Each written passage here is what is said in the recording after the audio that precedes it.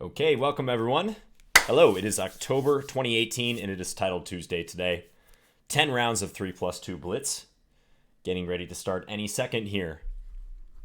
I decided to stream this on Twitch. I was actually going to locally record this, but I'm in a streaming mood, so why not?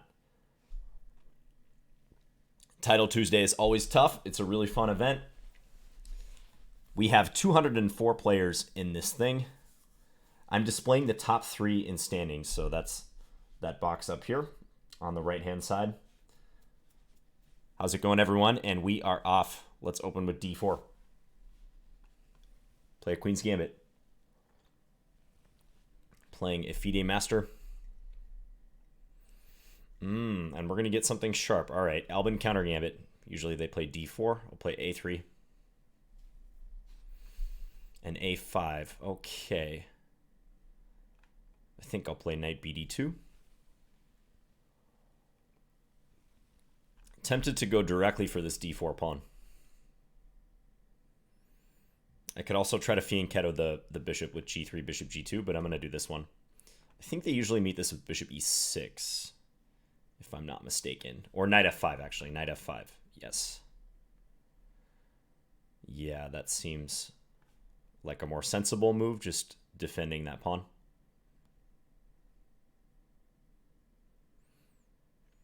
So let's develop and attack the queen. So I could take E7 and then try to take D4. I wonder if black gets decent compensation after that. Well, this is the most consistent, so let's go ahead with it. So if I take D4, what is the issue? Is there even an issue? Otherwise, black just gets to take on E5, so I think I will do it.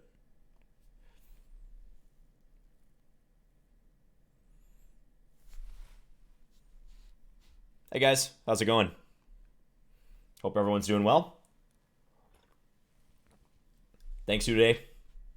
Hey Saxy90, hey Akil, Bukianti, Persedex, hello. Appreciate everyone tuning in. Okay, queen takes E5. So now a choice. I can play knight takes C6, E3. E3 looks pretty sensible.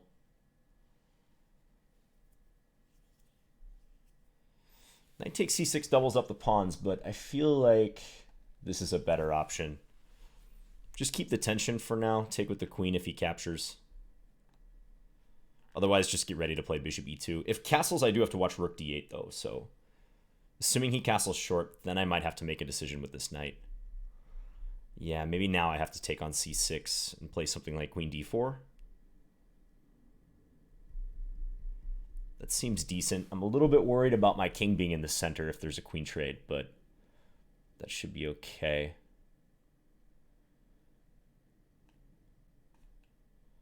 Yeah, I think I will take and do this.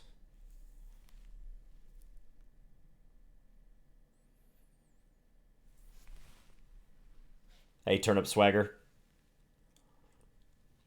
Oh, that's really ugly. I see what just happened. I'm sorry about that notation thing. That did not show the standings like I wanted it to. I'll fix that, guys. Okay, H4, something I'm considering. Let's play H4. Yeah, let me get rid of that. That's just not useful information to see half of the score sheet there. And nothing else. Yeah, I do have a new chair. It actually has a headrest. Quite useful.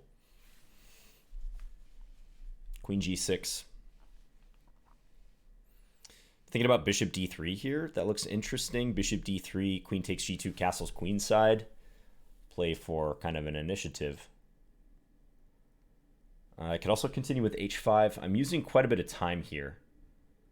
So let's try to pick up the pace a little bit. I'm going to play bishop D3. Allow him to take here. I do have this move as well. So bishop E4 is interesting in this position. Bishop E4 followed by bishop takes C6 maybe. Or just castle. Castle I think also is a legit move. Let me think. Bishop e4, he's got to play queen g4.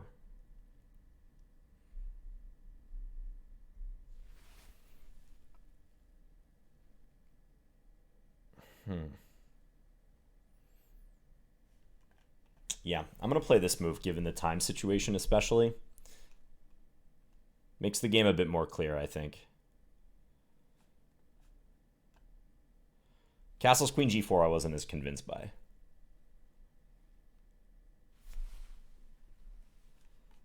Okay.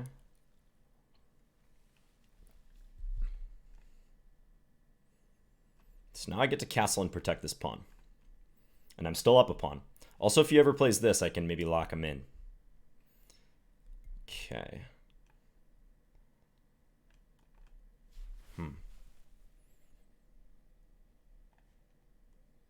Let's step here.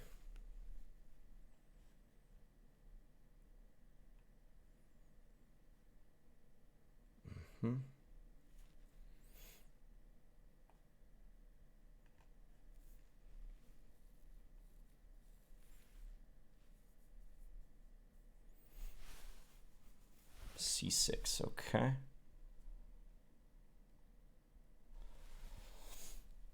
Take it, okay.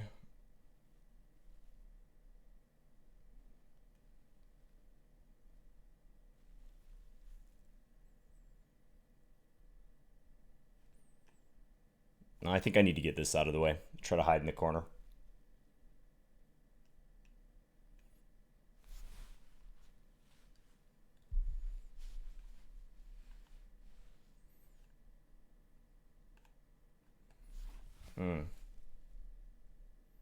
Okay. So if he doubles, I'm going to play b4 followed by a4.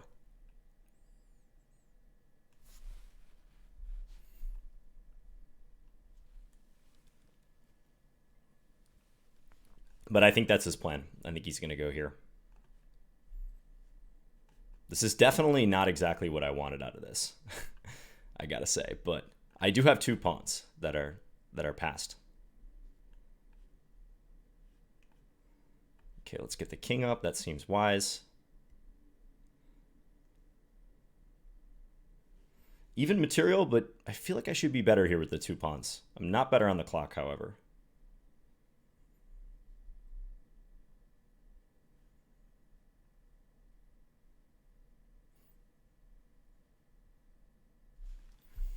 Okay, he's going to be low too soon.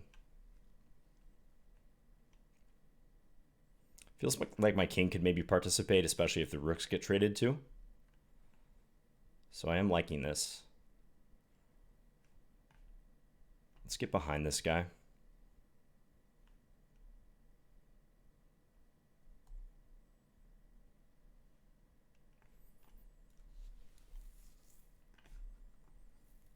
Invade.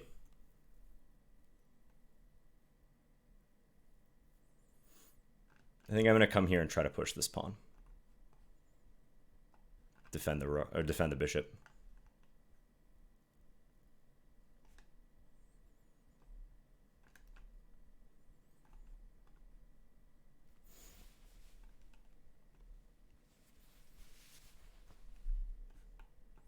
Okay, now I'm threatening this check.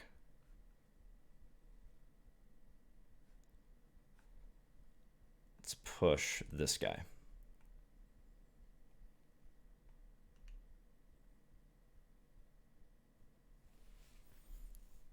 He's getting low on time. Let's continue pushing. This looks sensible. Whoa. I don't know why he did that.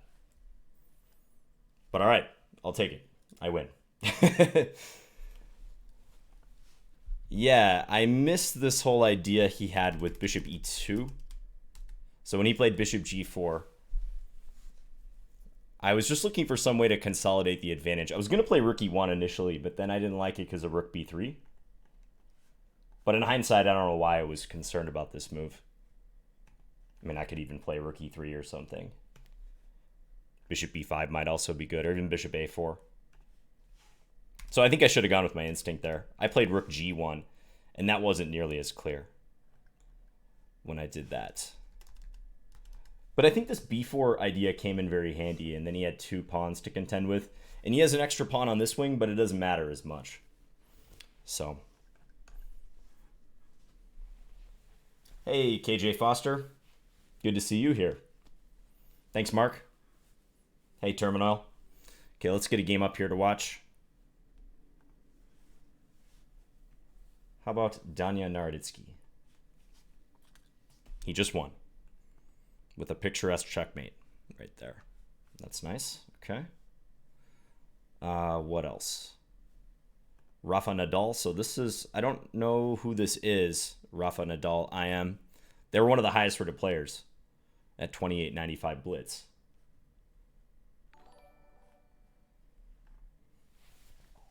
Potsdam Master, thank you for the subscription. 6 months in a row. Thank you.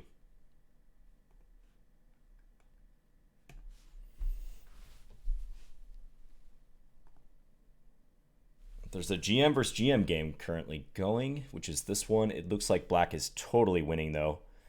And indeed, white just resigned.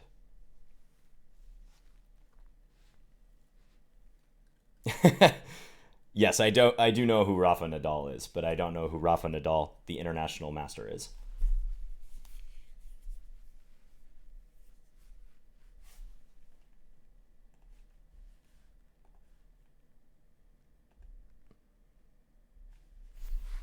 Here's the game still going. GM versus IM. Title Tuesday is tough, man. We were just looking at a GM versus GM game in round 1 of this big open tournament. This looks very drawish.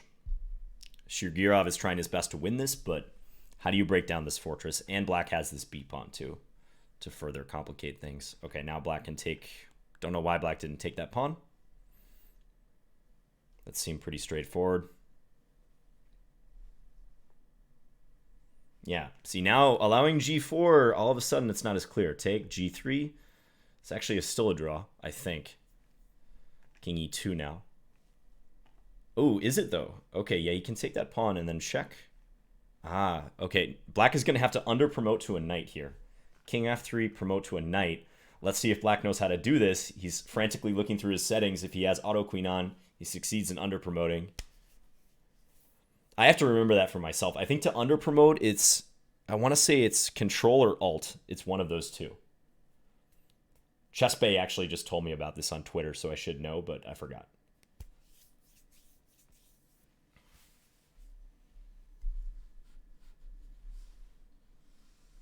Okay, so this is still a draw, in fact. Rook and Knight versus... King and Rook versus King and Knight. I had to defend this one time. As long as your king is not in the corner, it's almost always a draw.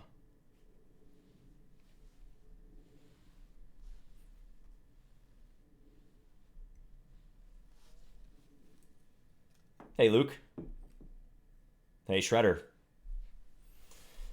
John, for the upcoming World Championship, are you rooting for Fabiano or are you rooting for me? Asks Magnus Carlsen. Well, I got to root for Fabiano, definitely.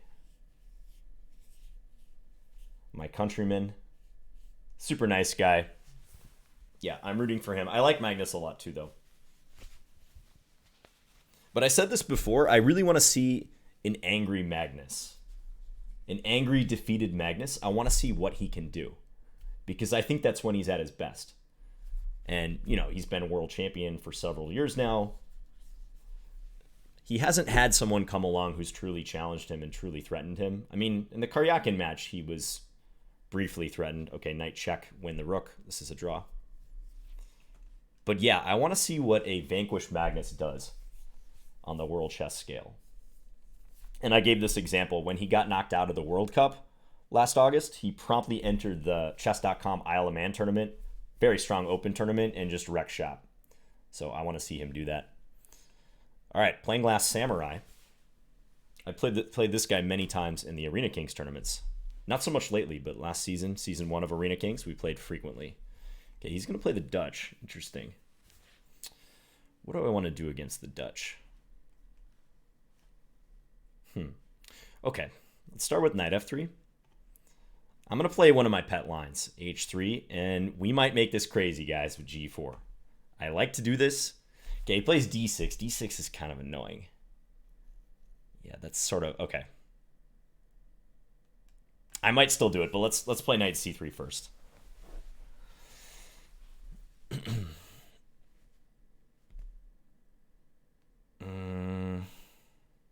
You know what? Let's try it. So trying to knock out his f5 pawn.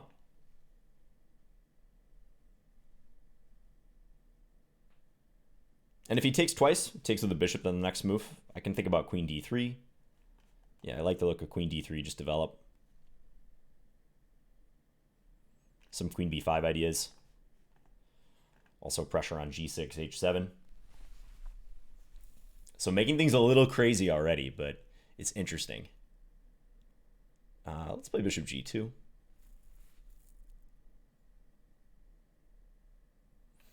If knight here, I have check. So that's very important.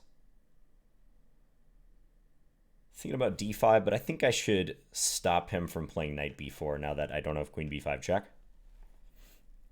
And now d5 becomes more of an idea. Yeah, I think d5 makes a lot of sense here. Let's play it. Where's that knight going to go? Knight e5 looks ugly. Might do that, but I don't think that's exactly how he'd prefer to continue. Second round, yes. He could play bishop takes f3, although that leaves him a little vulnerable to stuff like this later. Although actually, bishop takes f3, I take c6. He does take with the bishop. Bishop h3, knight g4. Maybe he can get away with that, but it looks sketchy. f3 or something at the end. I don't think he'll do that. Wow, he actually does play this. Interesting. So now I got to calculate for a second. If I take c6, he takes with the bishop. Bishop h3, he has e6. He does have e6. Okay, fair enough.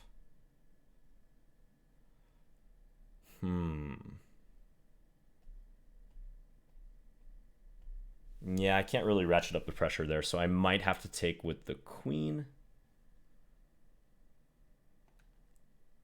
Yeah, let's take with the queen.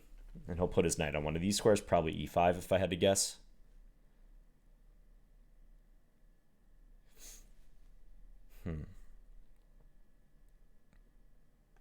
Step here. So I have the two bishops. Some potential nice pressure. Bishop h3 in the air. He might have to go back to e8 if I play that.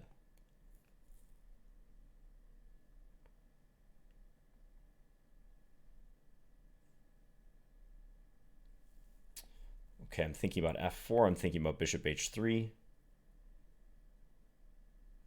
Let's play bishop h3.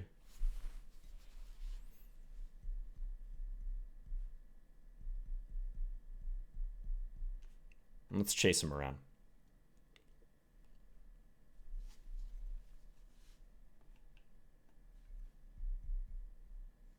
Make him play defensive moves.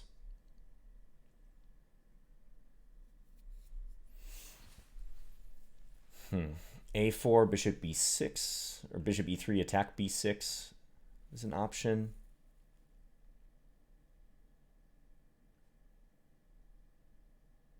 Let's play a4.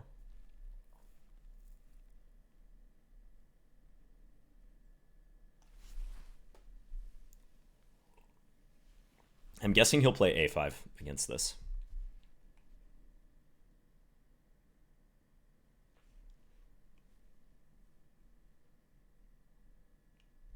Thanks, Isimas.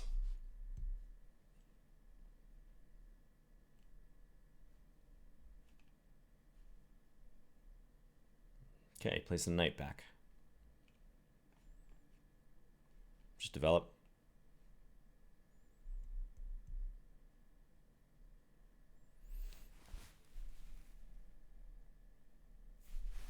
I'm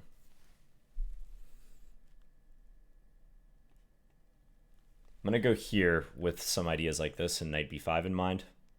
Also looking at the c7 pawn. preemptory strike against knight c5 too.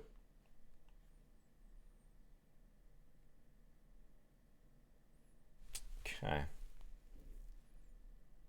Inviting me to play b4, huh? He's going to play knight e4 then? Okay, interesting. I could take on c5, but I don't like that. I'm going to go this way with the king.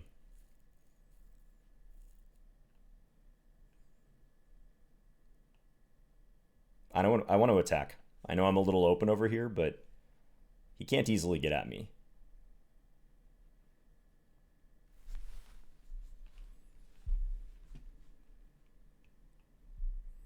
G5, really? Was not expecting that. All right, definitely going to take it. Queen there. Okay.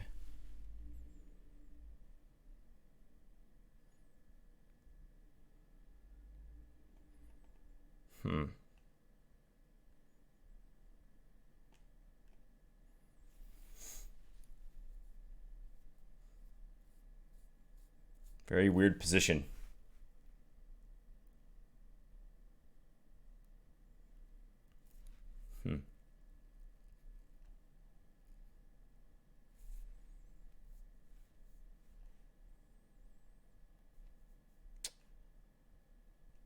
All right, I'm going to take that. And I'm going to take here.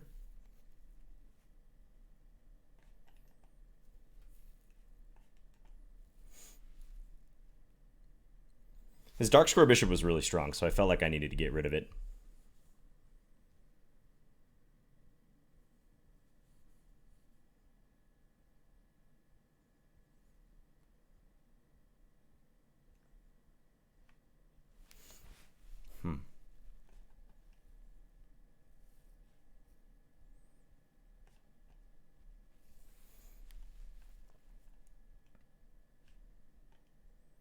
Step here.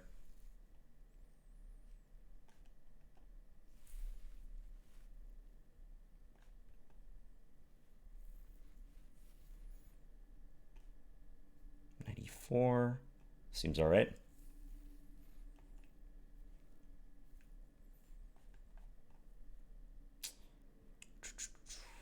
Okay.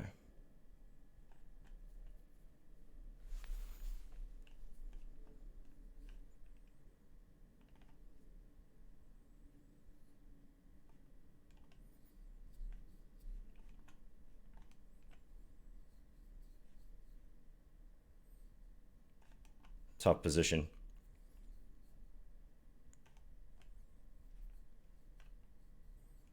Not sure who's better. I mean, probably him with the pawns.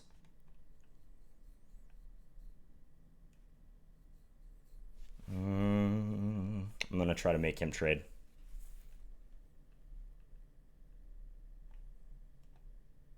Not sure why he did that.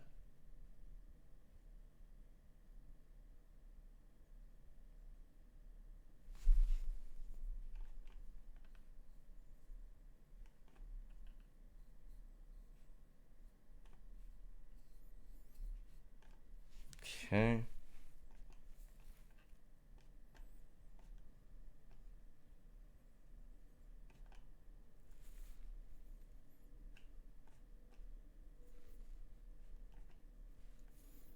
This feels like it probably should be a draw.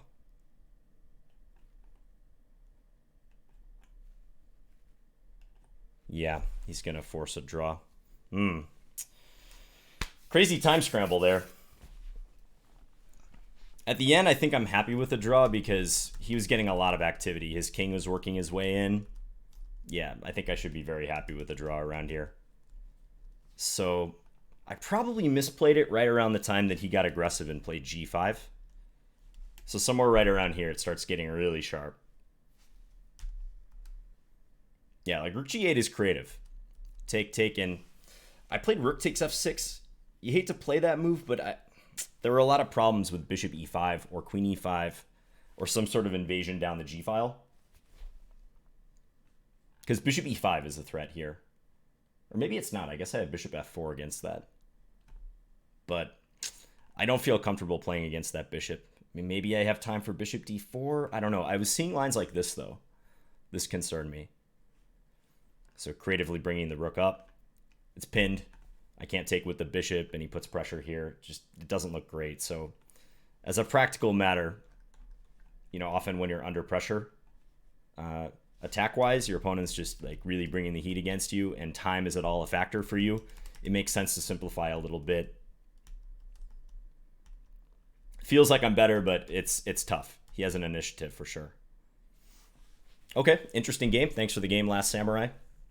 He's a fellow streamer. Naroditsky. Poor Danya. He told me about this. He has trouble Untitled Tuesday. He told me he always loses in one of the early rounds.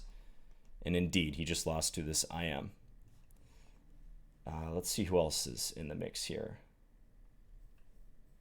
Let's check out Wonderful Time. Wonderful Time is a very strong IM. I think he's over 2,500 FIDE.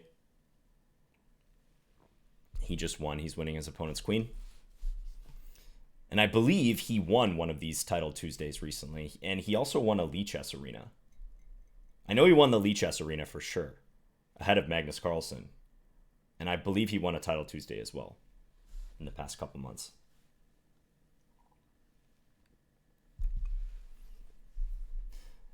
Someone asks, at the very end, when your bishop is on f5 protecting the pawn on c2, wasn't that position very safe for you? Yeah, but the problem is, how do I stop him from playing rook takes f5 and then taking my remaining pawn? I didn't see how to stop that. So I think at that point it is a draw with this king on c3. Let's check out another game here.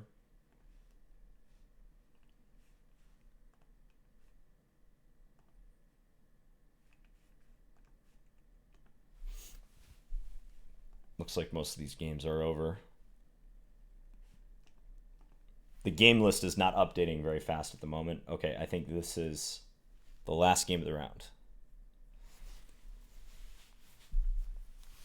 So white is trying to squeeze out a victory here with their extra pawn, but going to be very tough.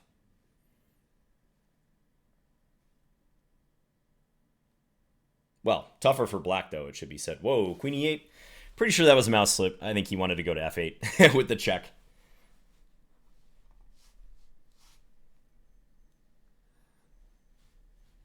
So next round coming up.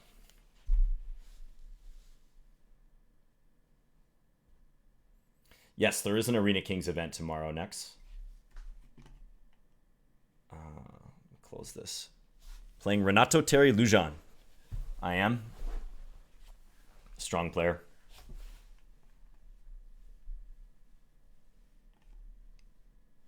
I am really cold right now. I don't often say that. Usually I'm hot when I'm streaming, but the temperature has dipped in the past week or so, and I got to turn on my heat, I think. I'm like shivering right now.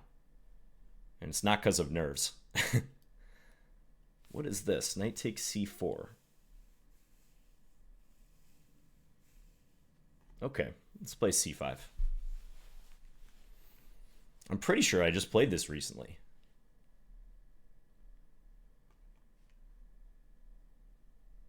Play e4, lock the bishop out. I feel like this should be fine for me, though. Okay, he is threatening both of these.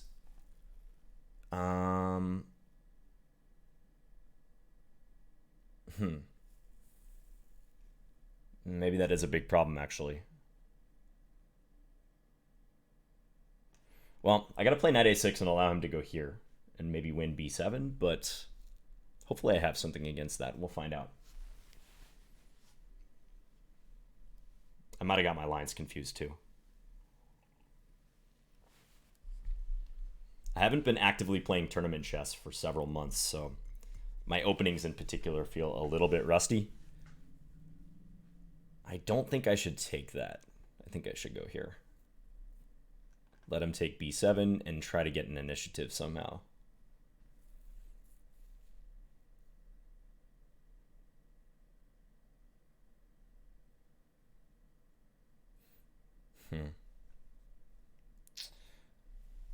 Kind of want to keep my dark square bishop. This is already a sketchy position, guys. And I'm down a pawn.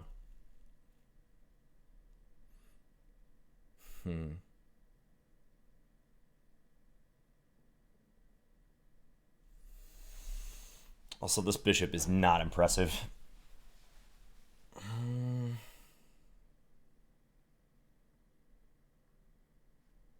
All right, let's go here.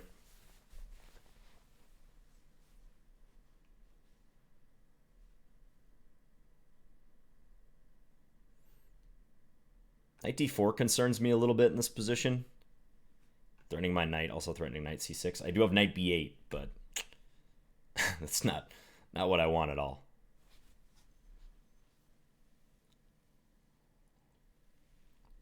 Can I play the Bong Cloud? Probably not. Sorry, Big Goopy. Apologies to Anarchy Chess. Maybe someday, though.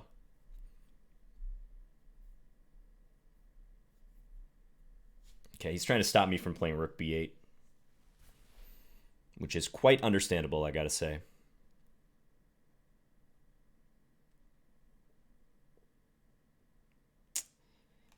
Oh, man.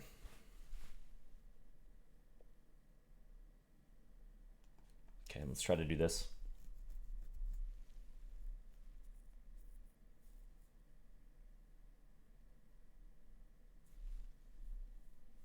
Maybe I can dream of playing f5.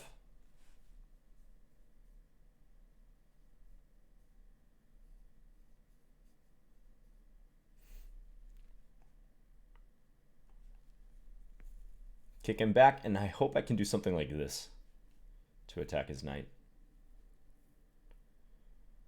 Plays bishop d2. Okay.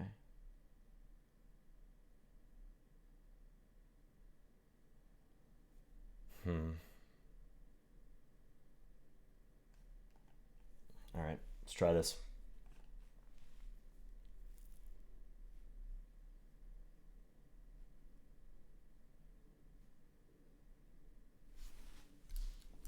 Knight a5.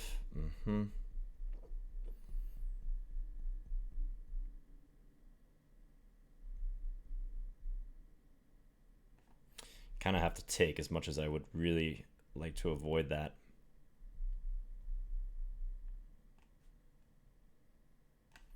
Okay, try to get some activity.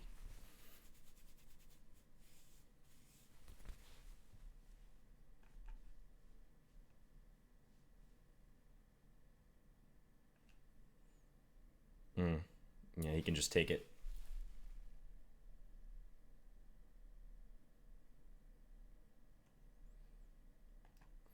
Yep, this is not fun.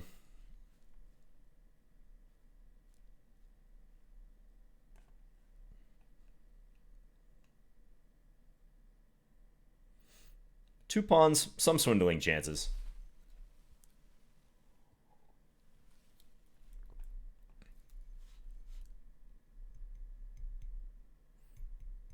Can't really take, can I?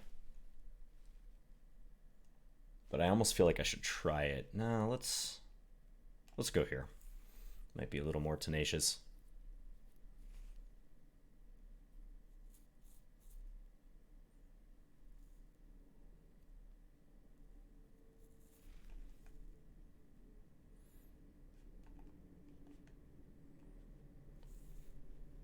This is worth a shot. For confusion value. I'm attacking the knight, I'm attacking a4. I assume he'll take here, and then I'm going to take here.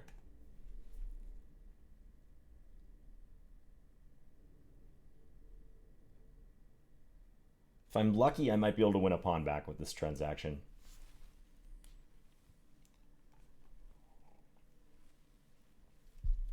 Okay, but he finds a good move. Take there. Yeah. I'm gonna try for this.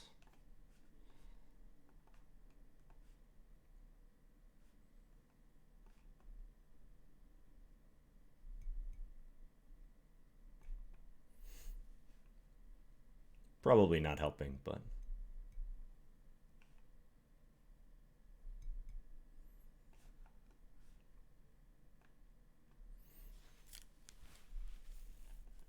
try to make it difficult for him.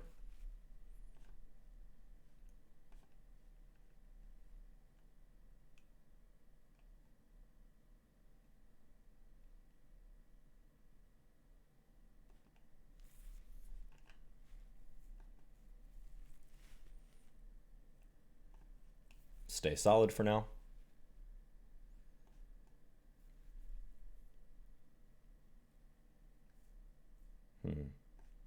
Should probably keep this little mini fortress intact if possible.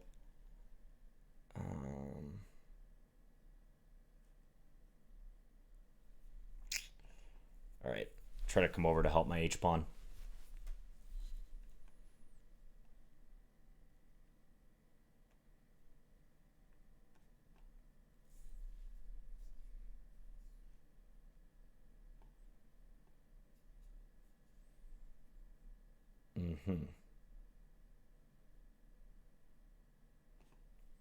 Yeah, he just moves bishop now, I think.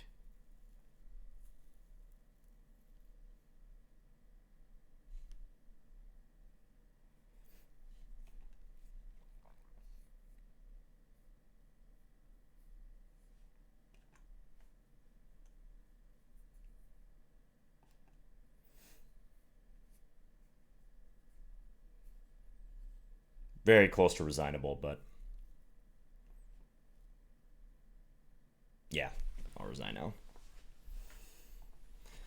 That did not go well from the opening. Very weak game on my part.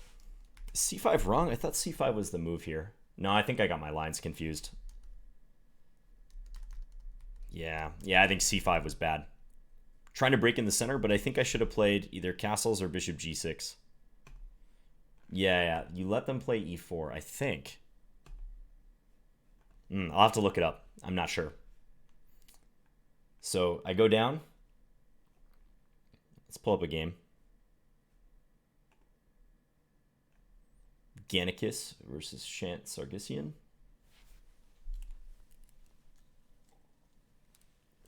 Both players on a perfect score. Hey, Z Nation.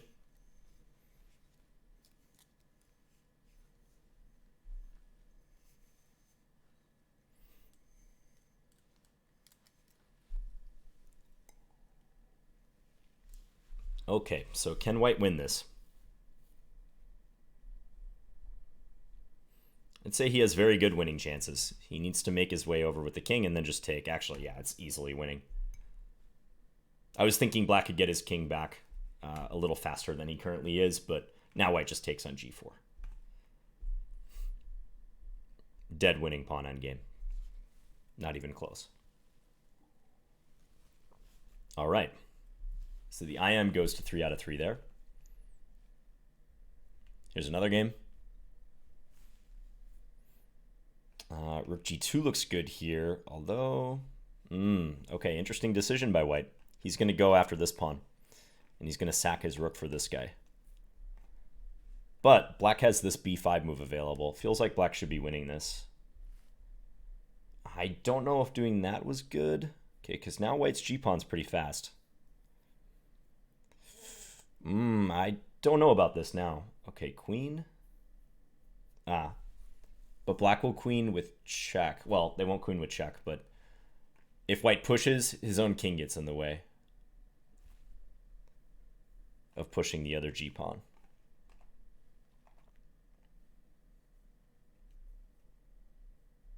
So maybe knight G7 now. Knight G7 might have been good there. But he finds a clever way to do this. Queen, and if White queens, he skewers him, so White has to do this. Now this should almost certainly be winning, though. Well, Queen G8. I don't know why he wouldn't play Queen G8 there, but this is also good. Odd that White didn't play King F7 when checked on the back rank to threaten queening, but probably losing anyways.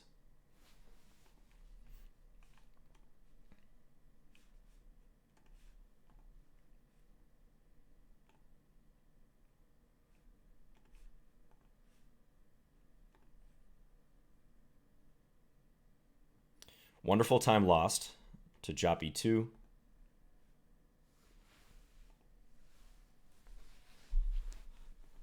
Okay. Yeah, still very early. A lot of players on a perfect 3 out of 3.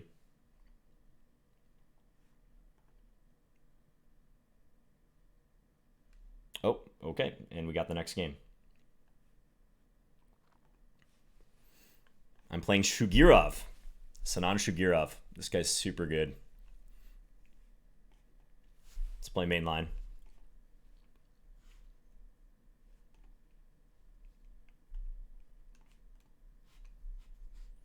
The QID, the Queen's Indian Defense.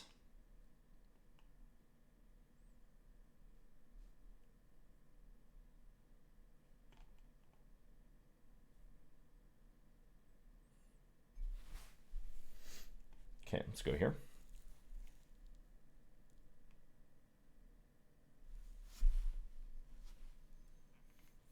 Plays c5.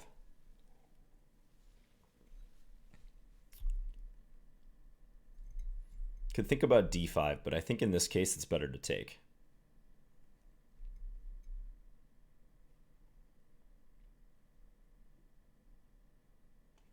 Play rook d1.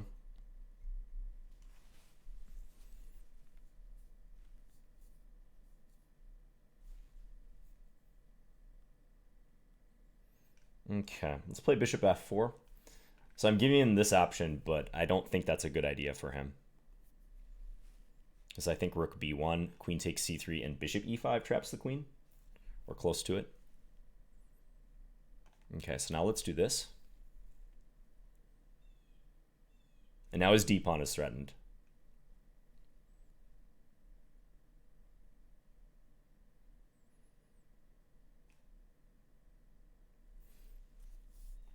And I'll get ready to double. Try to attack this guy. Tough pairings is right.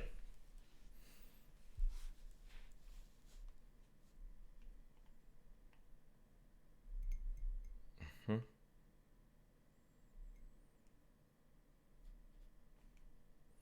feel like now I should take. Or do I want to double first?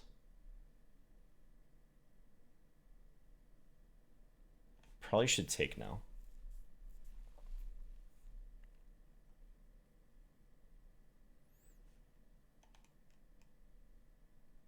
Yeah, let's double here.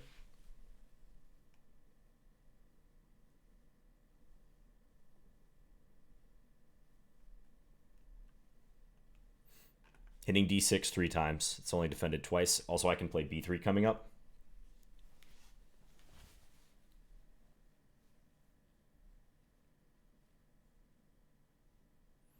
I generally like these middle games. I feel like white has a little pull.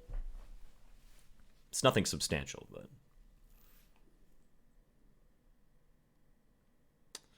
So b3 or knight g5, both moves make sense here. I think I like b3.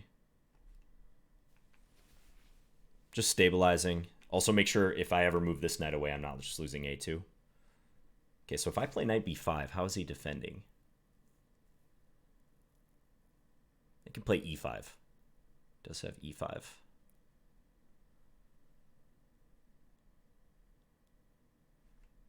Okay, let's do this move. Stop some expansion.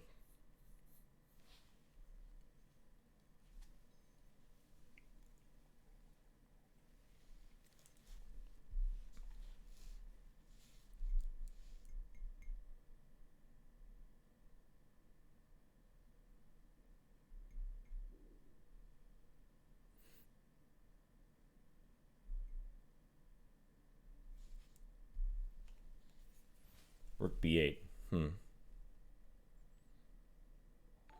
Probably directed against knight a4.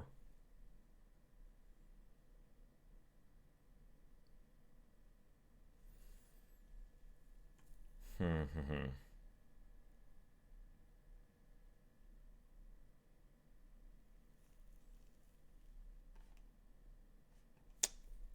not sure. Knight b5, he's going to play e5.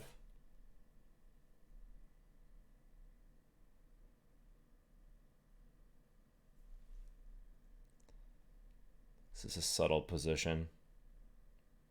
All right, I'm going to do this. He can play g5 against this move, but let's see what I can do with opening this bishop.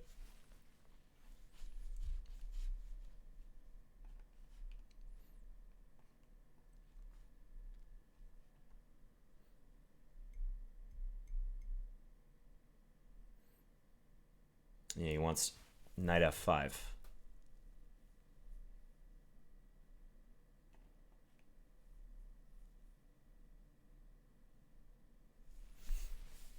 Magic Pig Detective, thank you for the subscription.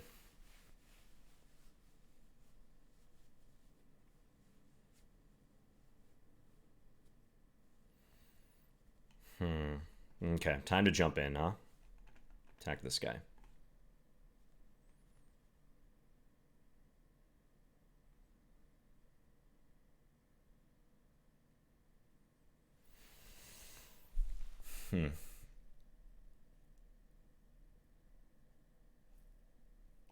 I don't like f4 yet. I want to stop his knight from coming to e5 if possible.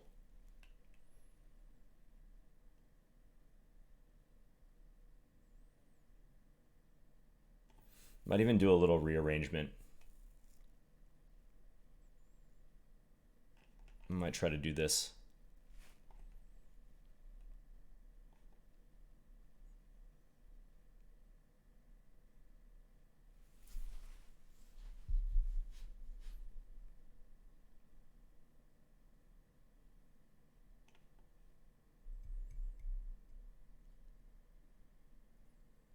So much maneuvering.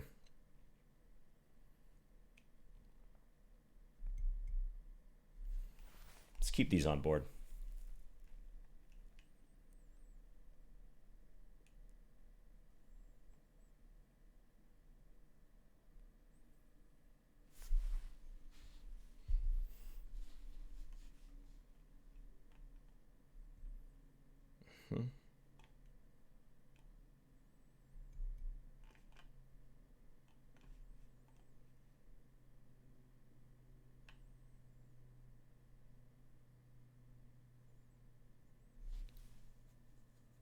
Will we play rook back to b8? Maybe.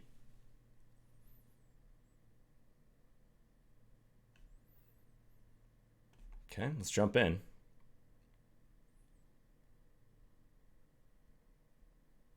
Okay, I'm going to play this move now, because I feel like my time with knight b5 is coming soon.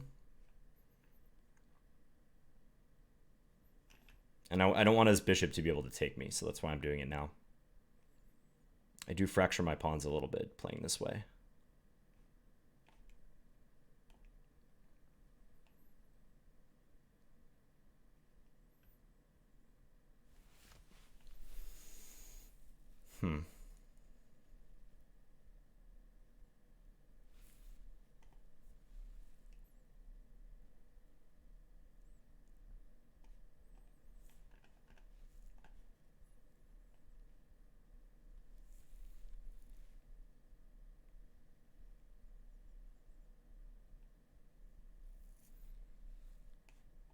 Okay.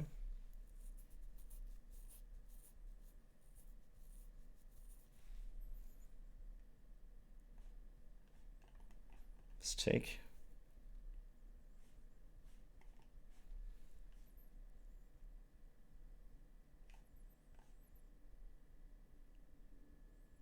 Yeah, take here.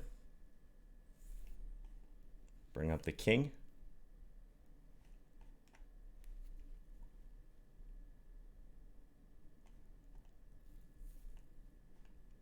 This feels close to winning.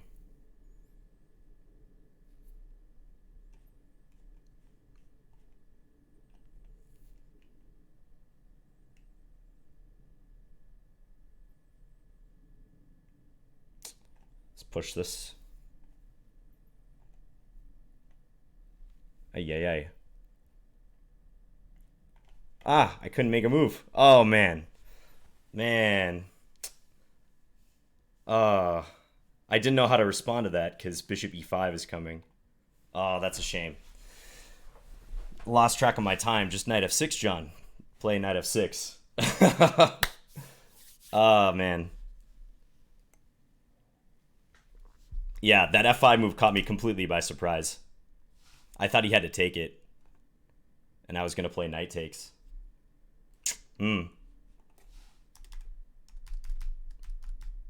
That one hurts. I was up 4 pawns here. He managed to whip up an attack, but... in hindsight, I maybe should have looked for a way to just totally simplify the position, like knight takes f6.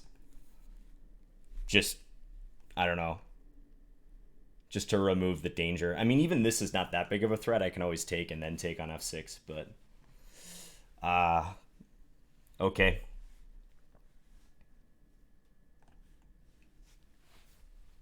Time pressure catching up with me as usual. I couldn't find a good response. That's an interesting stalemate in this game. So those players on 3.5.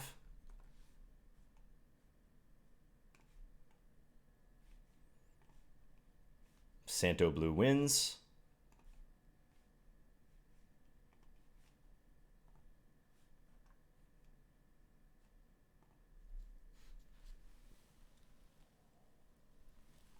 Alexander Moscalenko, Title Tuesday regular. Yeah, we'll try to recover next game.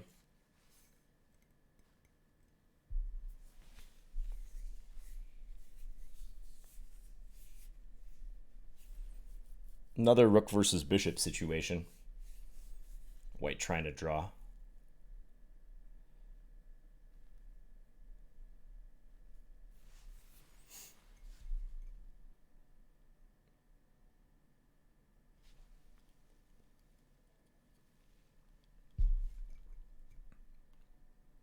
I would say black has good winning chances here. Yeah, black's working his way in with his king. White's running out of room.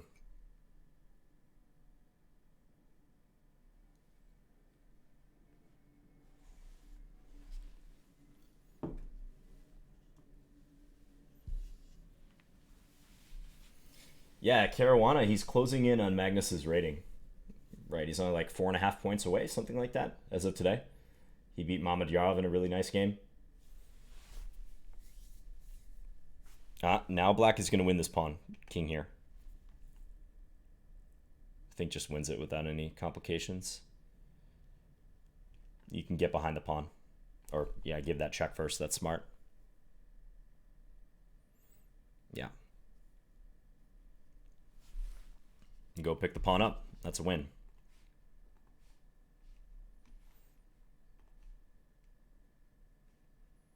Danya got back on track. He's on 3 out of 4.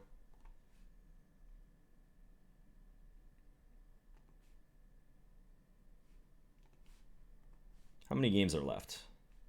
Probably not too many.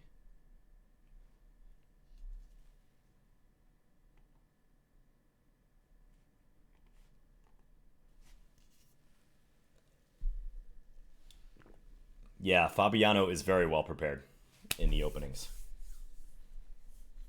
Totally agree, Mark.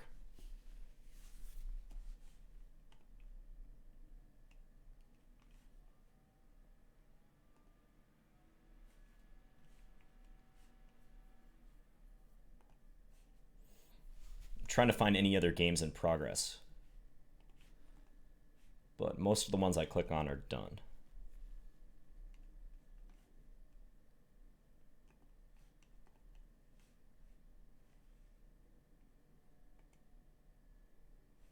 Okay, here's one. Rook versus bishop. Black is in the correct corner. So black should be able to hold this. And it was just drawn by the 50 move rule. Okay.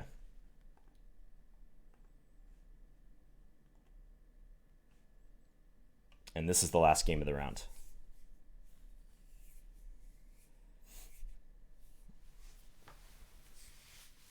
Another rook versus knight situation, but yeah, easily drawing for black. Black's king is not even confined to the back rank. It can get out, so white is a long ways away from being able to do something here. Just check with the knight.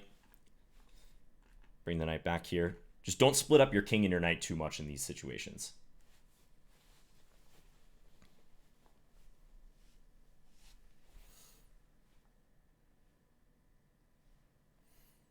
And Halen says, I bought Fabi odds at 3-1 a couple months ago. Now they're down to 2-1.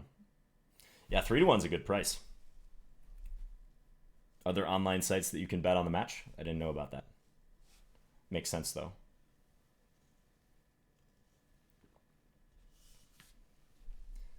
What's my plan for norms? Not really playing norm tournaments actively at the moment. So I don't have any 9-round tournaments planned at the moment. Yeah, honestly, just finding it hard to set aside the time to do it and properly prepare for them mainly. So still debating about whether I want to give it another shot in the next, year or so, let's say.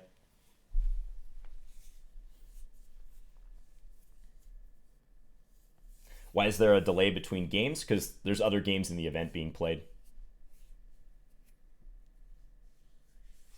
Big event. How many players are in this? 182 players, all titled. The Chessable event in London next month. Still working out the details, Belgian novice, but hope to have something to update you guys on soon. Okay, playing FM Sergey Kim. I really got to get back on track.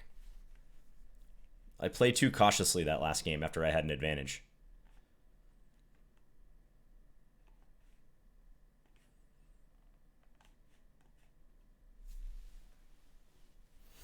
Plays E3, okay. All right, let's just take. I see no reason not to.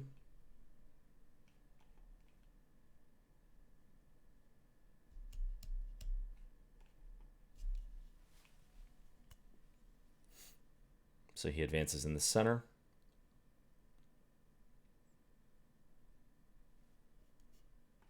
Play A6. Helpful move, prepares B5.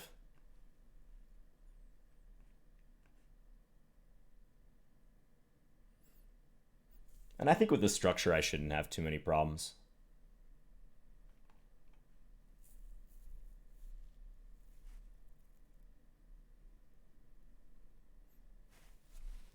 This reminds me a lot of a Moscow variation, actually. Let's play H6, just stop anything from coming here.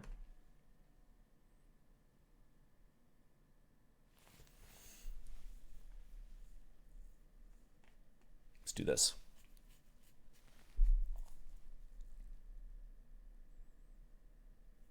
Tempted to play Queen B5 in this position.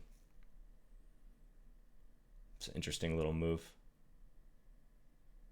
It's also Bishop A3. Let's try Queen B5. Because I can take over the file if he just trades down. If he trades and plays Rook C1, I can play Bishop A3 then. So, trying to get something going.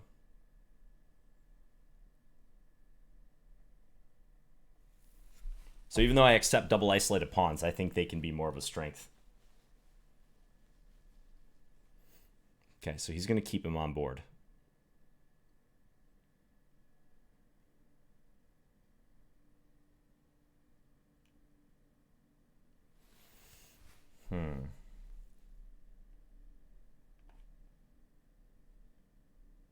Now I'm going to switch tack a little bit. I'm going to play F5. Assuming he takes en passant, I'll take with the rook. Protect E6 and get ready to double over here.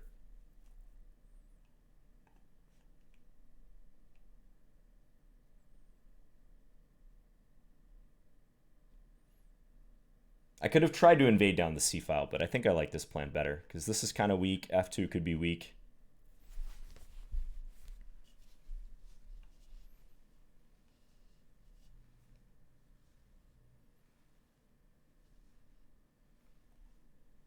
Only question is my pawn on E6 weak? It is a backward pawn. Hey, Spinal Tap Chess. Hello, Chess Nerdbird. Hello. Okay, so he's going to put that knight on D3.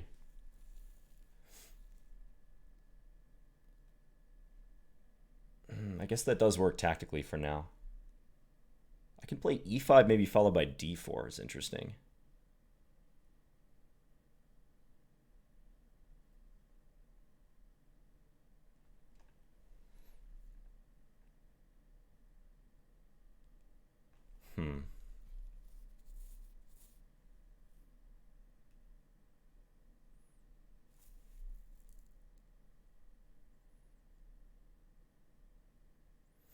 Yeah, putting the knight on D3 is intriguing. All right, let's push here. I'm kind of curious how this is going to go.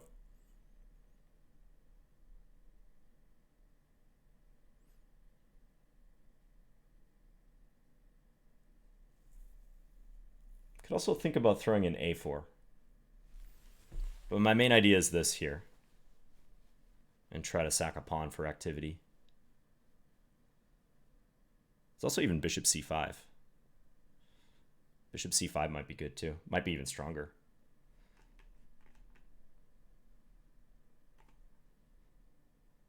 It's queen d3 on bishop c5, though.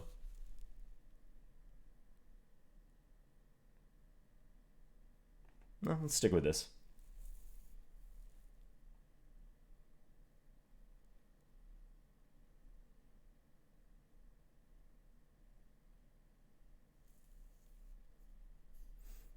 He doesn't want the pawn.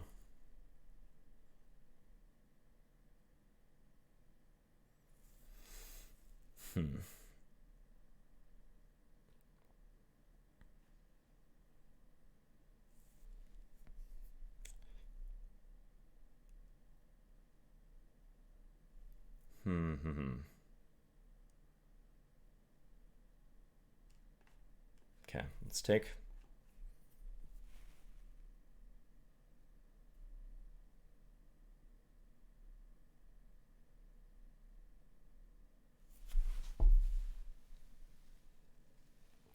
I'm a little surprised he didn't take that pawn, but must really have disliked that structure. Or that, not structure, but the initiative I get.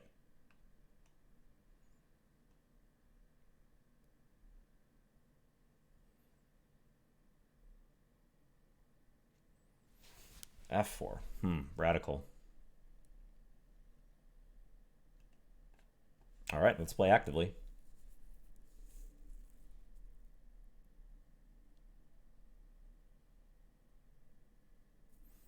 If the knight moves, I can play rook into c2. Seems like a good way forward.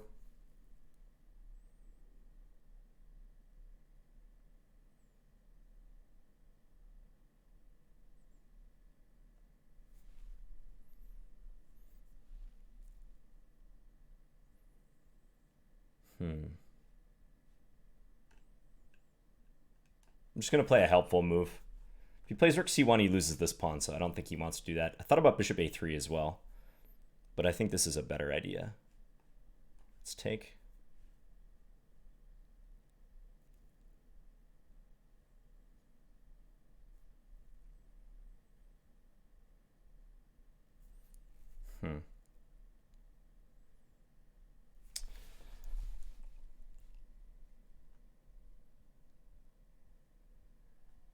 Let's play knight e3 now.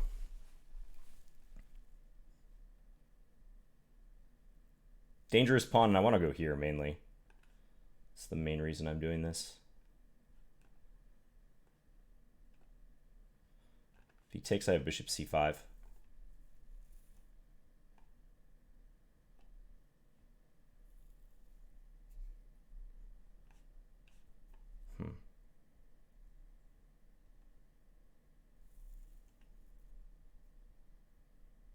Okay, I guess I'll take.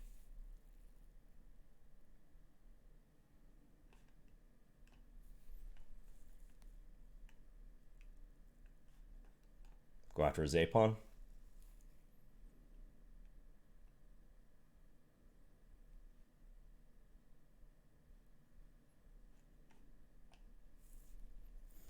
If he takes here, I can do this. This is what I was going for.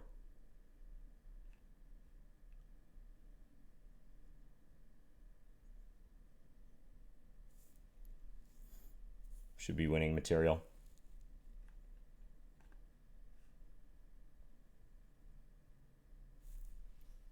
Yeah, actually an entire rook, it seems. Yeah, probably use this now just to take his knight, his really annoying knight. And be up a rook. All right, so some tactics at the end. I don't think what I did was completely sound. I mean, e5 followed by d4. He might just be able to take and play this position. But I was thinking his knight looked a little weird on e1. He can't move it because of knight f3 check with the fork. So, felt like I should have had a knockout maybe after king g2. I was trying to figure out in this position if there was something I could do. He probably should have stepped to h2, actually, to avoid bishop takes h4. So king g2. Yeah, thanks, guys. But yeah, king g2, he's barely holding on here. But it seems he is holding on. I could have played bishop d4 immediately, but I didn't want him to check. But actually, in hindsight, I do have king f7 there, so maybe that was more accurate. But king h7 is kind of sneaky useful move. Being able to do this. Yeah, and won a rook. And for the record, if he takes back on e3, the problem is I take here with check, and then I'm double attacking the knight. All right, so I'm just looking at the standings right now. A couple players are on 5 out of 5. Grandmaster Tigra and Grandmaster Indian Lad.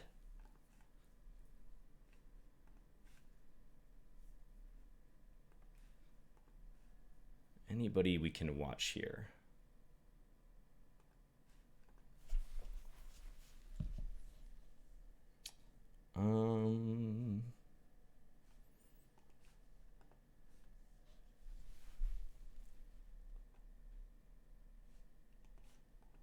Yeah, sorry it keeps pulling up all these already completed games. The tournament's just not updating very fast for some reason. Okay, so we have a GM versus FM game. The FM is struggling to draw, but it probably is a draw. Queen and knight versus queen. I don't think I've ever seen this imbalance before, with no pawns on board. Anytime you're up against a queen-knight pair, you got to be careful. But given that white's king is pretty far from black's king, and black has these checks, it feels like it should be a draw, but I mean, I wouldn't be surprised if white is able to stop the checks and weave a mating net. Maybe a stalemate motif will come into play at some point here. Okay, now knight f3, right? Knight f3, and yeah, this is a scenario where black has to be really careful. Does find a good check. He'll come back to f6 now. That knight is trying to work its way over with the king's help. Looking for a threat here. Ooh, knight g3. Knight g3. That was fork. That was a fork, and queen h5 was not a check. That was winning. Okay, now queen g2 makes a lot of sense. He moves his king instead. Also, ooh. This is winning, I think. No, not quite. Not quite. Check and knight g3, but it was stalemate. Again, those stalemate motifs come into play. We might see this. So king h1. Normally you'd play knight g3 here, but he can take it. That's got to feel bad for white. He might find some way to do... Oh, knight f2. Oh, wow. Black had to play king g1 there. Now there's no stalemate. Yeah, that's really tough to defend, but... And it's always easier to see this stuff as a spectator, just as I'm sure you guys were yelling at the screen when I flagged against Shugirov in probably a winning position.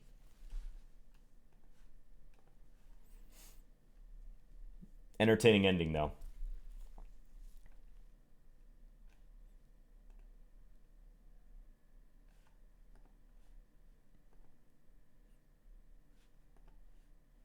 One game left.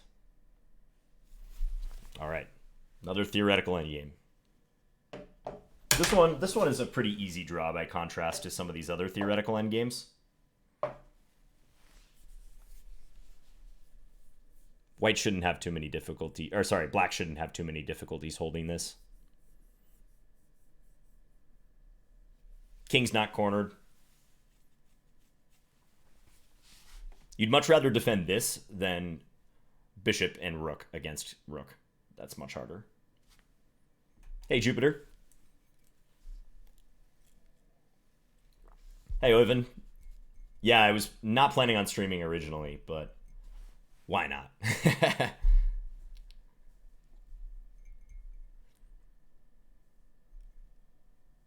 All in good fun.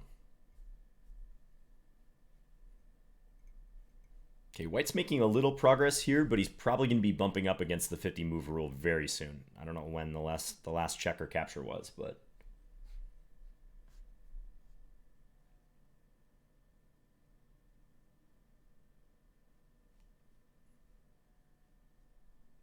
king e6.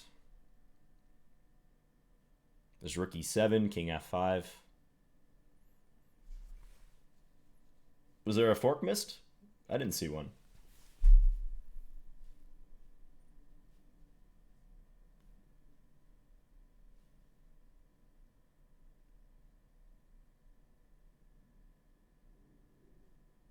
Yeah, rook down to c1, that makes sense. Give some checks. Or just wait. I have 2.5 out of 5. We're halfway done with the tournament.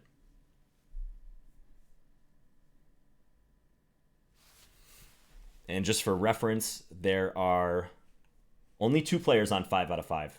Tigra and Indian Lad, both Grandmasters, they'll be playing each other next round. There are 4 players on 4.5 out of 5.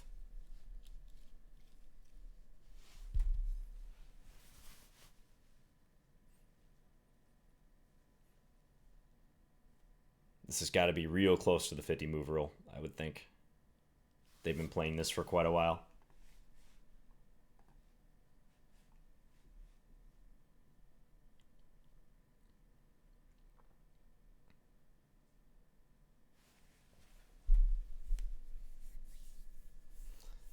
Nershio, you might be missing that the knight is pinned in a lot of cases. So don't forget about that. I can tell you from my own YouTube experience that when someone comments about a move that could have been better, oftentimes they're suggesting an illegal move. They're forgetting that it's check, or they're putting themselves in check. So, I'm not saying you're wrong, but keep in mind that there might be some moves where the knight is pinned. So like here, the knight's in a pin situation. White gets in a different check, but yeah, this should be drawing. Rook e2, king f4.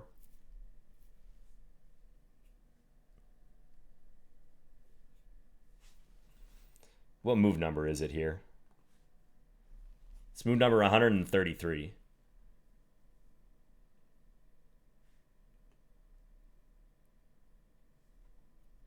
They're saying in the chat to this game that black just needs to press the draw button. Which is probably true. I mean, white's not going to claim the draw. Okay, check. Now the king is on the back rank. Ooh, I think black's losing now. King e8, king here. And you can't stop mate. Well, okay, he can play rook h7. Okay, but black, all you have to do is click draw. Wow. Black is escaping this by the skin of his teeth thanks to a stalemate motif, which you usually shouldn't have to use here. But the game is continuing. Okay, they're definitely beyond 50 moves now. Oh, and there black just blundered it away. Knight f4. He could click draw right at this moment, and I think still get the draw. But he resigns instead.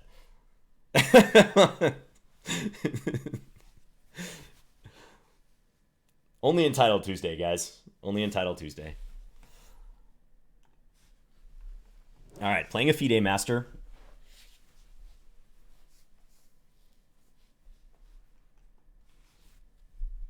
Usually players who play this way, e6 on move 1, they often play f5 on move 2. But looks like we're going to have a Queen's Indian again. And I'll try to play this better than I did against Shugirov, because that game left a lot to be desired.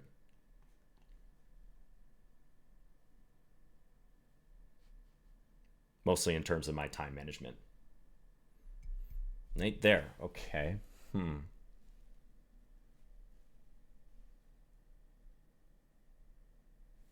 Okay, let's play Queen c2.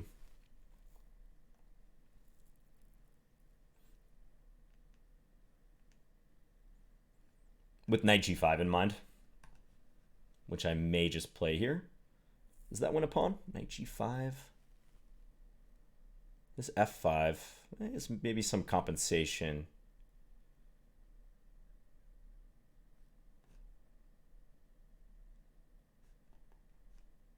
But I'm going to try it. I like the look of it.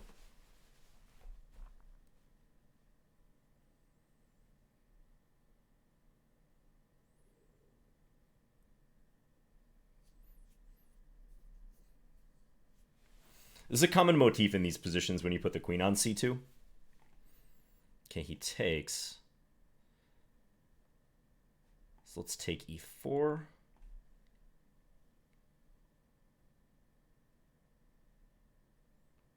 I'll probably play bishop h6 if I had to guess here.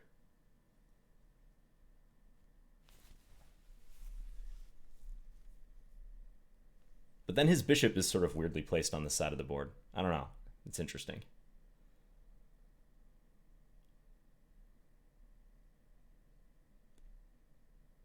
Might even just develop knight c3.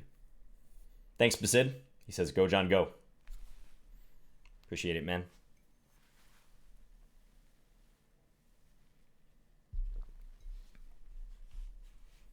He's burning a lot of time here, but I think bishop h6 is practically the only good move.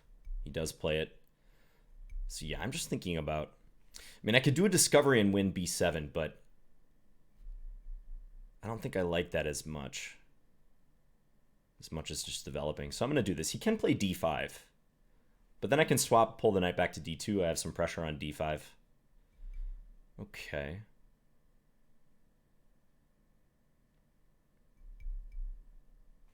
Let's play e3.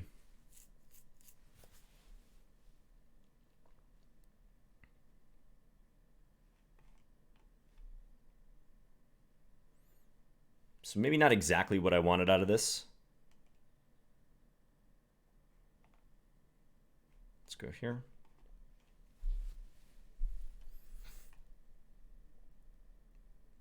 But it's a reasonable position.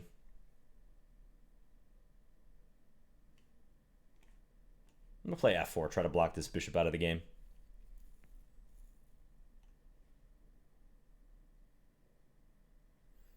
And maybe d5 or build up. Let's build this up. Let's play a3 first.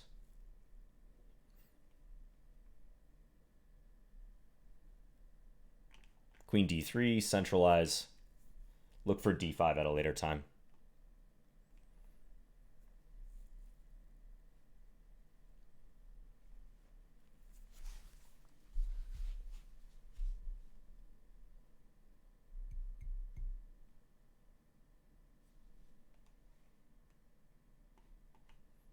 Bring this knight over.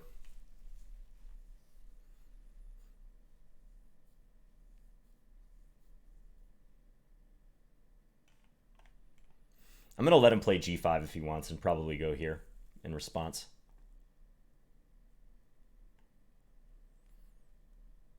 Definitely looking for a breakthrough in the center. d5, possibly e4, especially if I play this move and line up with his queen. I have a nice preponderance of center pawns here. Preponderance of pawns. Yeah, let's play this. If he takes, he actually loses a piece, so he has to play his knight back.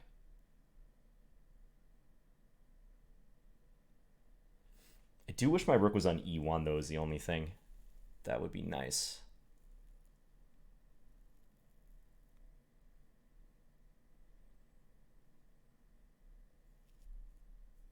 I'm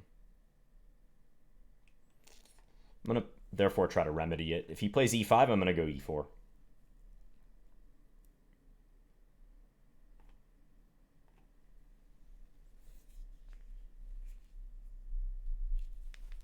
Interesting position. Not sure who's better here. Feels like I have an initiative, but I'm not 100% sure. Okay, take with the queen, I think, makes most sense to attack this. Also put pressure on e5. I don't think he should have captured there, actually. I think that was a mistake. So now I don't see how he defends both of these.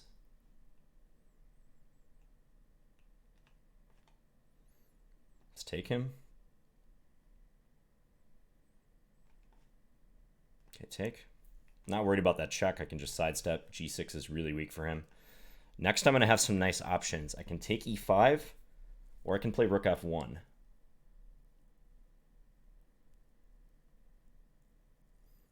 Both look quite good. I think I'm going to play rook f1 because he's in time pressure.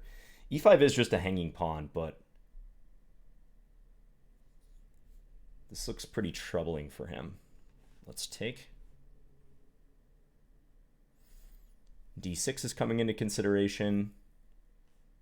I think I like check too. And maybe d6 next and knight d5, I'm thinking.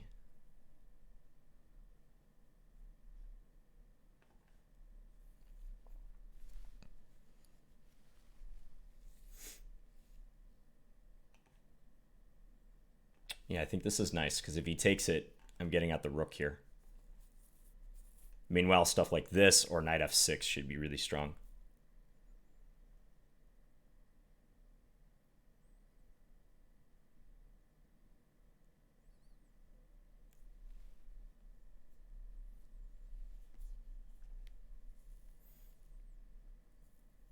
Okay, I can check and take c6. check first, just see where he goes. If I take c6, he does have queen b7. Let's go here first. Threatening h5.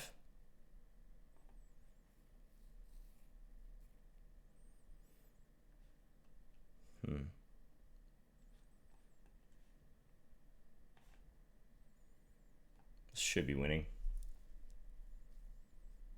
Yeah, rook h7 coming. Or actually, his queen's just trapped. And if knight g5, this will be mate. All right. Those are the sort of positions I really like. I have a safe, solid position to work with. Some potential pawn breaks. Slightly better coordinated pieces. I mean, who doesn't like those games, honestly? But yeah, I think his major mistake, if I were to pinpoint a move, was taking on e4. I think he has to keep the tension here and probably move his queen. Knight f7 would be a nice move if he could play it, but that loses f5. So yeah, he kind of suffers from a lack of coordination here with the knight on d8 blocking these guys. Yeah, and I feel this position is probably winning. It's tempting. A lot of times when you're attacking, and I've talked about this before, but you face this choice. Do you continue attacking or do you sell out for the material? Sell out. Cash in, let's say. So I could cash in and take the pawn on e5, but I actually don't think that pawn is that valuable. I think the initiative, especially with him having, you know, less than a minute, is more valuable here. So yeah, this move open up the attack. And knight d5 is really what got him here. This is a clever defense, though, because taking on c6 would probably be the normal thing to do. But I think queen b7 is actually an issue for me. And I'm pinned. And there's no rook f7. Unless I have something really fancy here, I think I'm just losing a piece. So, once I was able to play h5, though, it came apart. He has to play h5 himself. And then I was thinking about g4, and I probably would have played it with limited time to try to force through h5. And then I should be winning because the rook is coming over here. So if I play that, he might have to come here. And again, it's really close. Yeah, actually at this point, it probably should be pretty easy. I can even play flashy stuff like this. And if he takes it, g5. Yeah, I think it's too much pressure.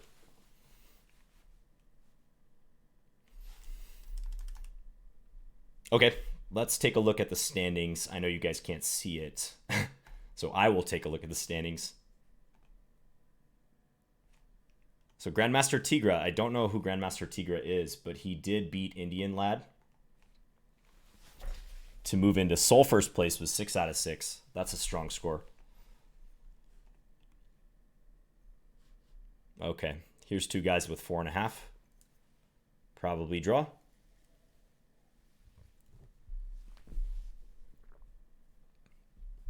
I would say undoubtedly a draw. There you have it. So both those players get to 5. How about Anton versus Alexander? Alexander Moscalenko. I think this guy was an IM for the longest time, but now he's a GM, and probably deservedly so, because he is, from what I've seen, this guy's super strong. He's always he's kind of like Wonderful Time, but as a GM. He's always in the mix at the top of the standings in these events. Good player.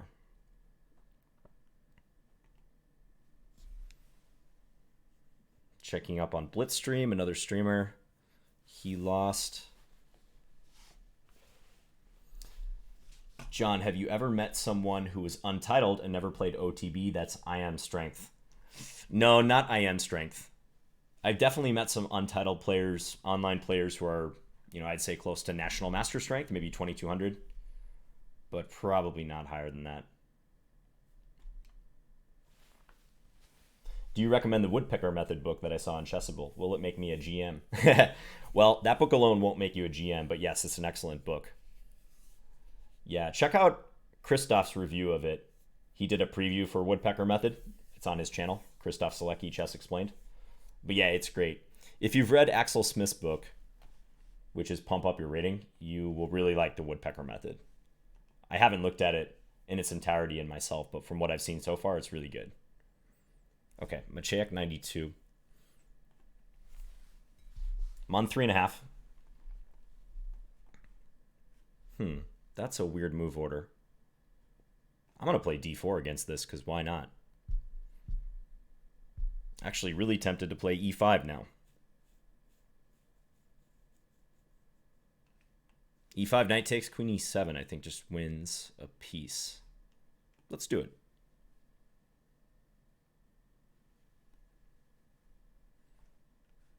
Okay.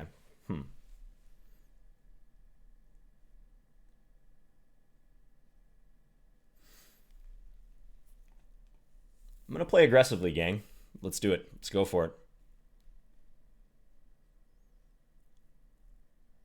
But it feels justified. He's not threatening my pawn yet because I do have queen a5 check if he takes it.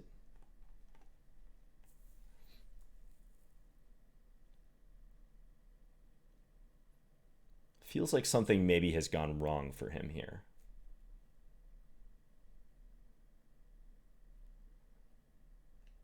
He's trying to quickly undermine my center. Let's take it. Wait, what? F4? F4 just wins a piece, right?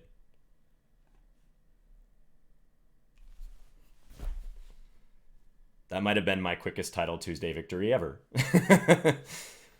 Possibly my quickest victory over a title player in recent memory. Yeah, I think he just didn't mean to allow this d4 move. But yeah, that's a straight win of a piece. I was laughing because someone said Finn's immortal in the chat. All right, I'll take it. Hey, this is going to be a good time for me to take a bathroom break and get some more tea. How about that? I'll try to put up a game for you guys. Let's put up Tigra's game. So again, Tigra, as you can see from the score, he has 6 out of 6. He's leading by a half point. So I'll be right back, guys.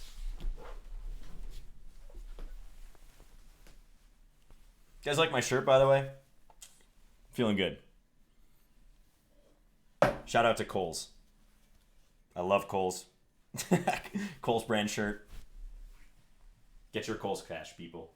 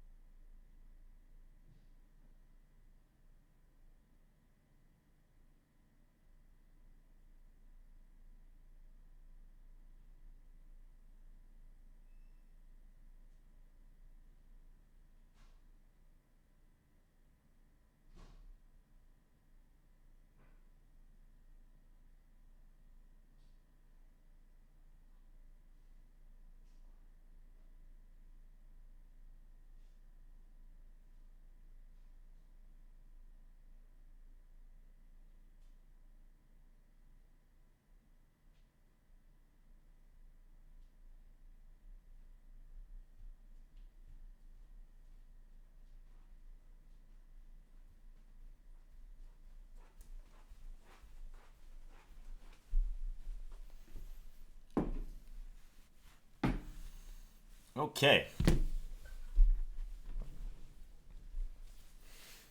Wild game here. Looks like black might be completely lost. He is down a rook. Was this some sort of French? Yeah, French winnoware.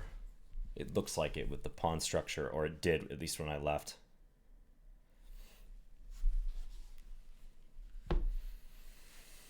But down a full rook for black. I mean, white's coordination is not so great at the moment, but... Oh, and he just lets him take here. He's probably going to play some sort of bishop b5 thing. Yeah, maybe bishop b5, bishop c6 take. That should be winning for white. That must be the idea, right? So on bishop b5, black has to play king f8. And then allow queen h8 and go take the rook. But maybe he's banking on, bishop f3 at the end. Clever. Clever, clever. That's why these guys are in first place, or first and second. Yeah, there's some sharp stuff going on there. I think the idea was bishop b5, king f8, and if queen h8, king e7, you can't take the rook. Oh no, you could take the rook because of bishop e2 at the end. But black gets in a lot of checks after that. Probably white didn't want that. So we'll stick with this game for sure. c4.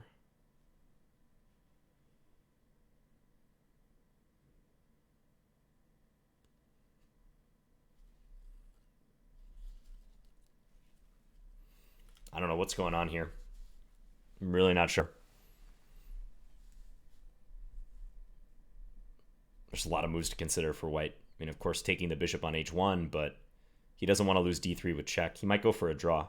Queen h8, queen e5. Is black going to gamble king d7? Probably not. I would guess not. White's going to play on. Okay, he's going to take on c4. He's going to try to force the queen trade. And material after all of that is equal. Should be a draw now, just in a different way. Ooh, tricky move. Threatening bishop takes f7. Oh, did black fall for that? Bishop takes f7. Wow. Now black is losing. Black is definitely losing now. Wow, what a gamble by white. Tigra came to win. Queen c5 and take here. No fear. He had a perpetual if he wanted it. Black seemed willing to repeat. You know, he's a half point up on the field. Sharp position. A lot of people would have taken that draw, but he said no. And he got paid off. Yeah, so black has to play... Actually, black might be in big trouble here. Black might just be losing this position. It's worse than I thought, because if he defends against the main threat... Oh, no, he can bring his rook back. But then white still comes up a pawn. But I was thinking if he defends against the main threat, so this is not check, then white does have king e3. That's white's idea. And note, he couldn't play king e3 on the last move because the rook takes c4. So rook b4, pretty nasty move to face in time pressure. Just all these alignment issues on the fourth rank. But I guess black should play a move like rook d7, and after this, white does win a pawn. They'll take the bishop next. Still would be tough to defend, but possible for black to draw this. All right. Who else is in the mix here? Let's take a look at this game. Moscalenko versus Corchmer. This guy's also super strong.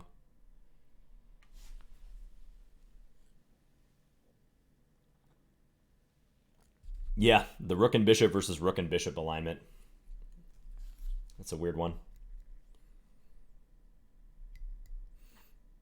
Who's better here? And black has a slightly better pawn structure, but white looks to be a little more active. I mean, I guess in a blitz game, I would definitely take black. But I think the position is pretty close to equal. Ooh. King e6. Rook f6 ideas. Black can bring the knight back here. Probably should. Oh, no, but then they lose the rook. Okay. So rook h5. Yes. All right. So Moscalenko is scrambling for a draw here.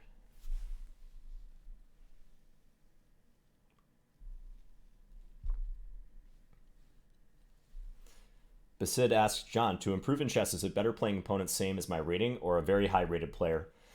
I think it's good to play opponents slightly higher rated than you, 100 to 200 points. I like that for improvement purposes. Certainly playing players your own rating is good, but I think playing players who beat you the majority of the time, but it's not out of the question that you could beat them, is also a good strategy. So that's why, especially in the US, in these big open tournaments, there are often different rating sections you can enter. And I tell my students to try to play up one section if possible. So for instance, if you're rated 1700 and you can enter, or say even 1750, let's make it even more of an obvious case. If you're rated 1750 and you're debating between playing the under 1800 section or the under 2000, I think the under 2000 is much better for improvement purposes because you're going to get challenging games pretty much every round. Whereas if you play under 1800, you'll still get good games, definitely, but you'll have to work a lot harder to defend your rating, and you probably won't be learning quite as much from those games. This game was drawn.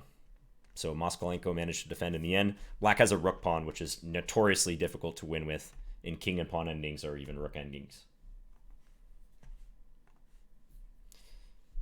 Okay, so this is round 7, just to remind you. There's 3 rounds left. 8, 9, and 10.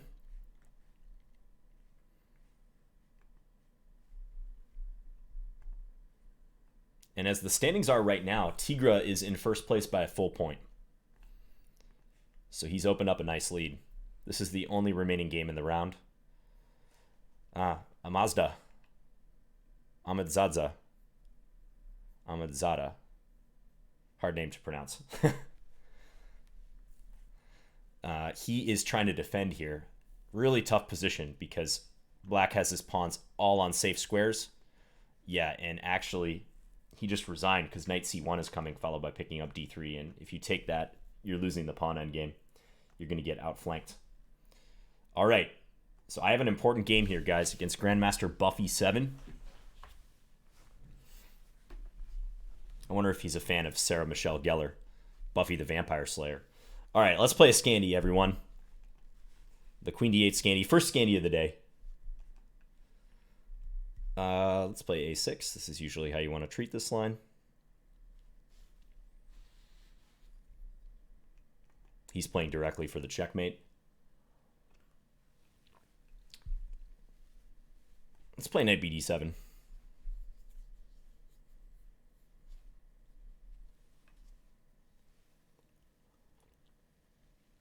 Plays bishop f4. Okay.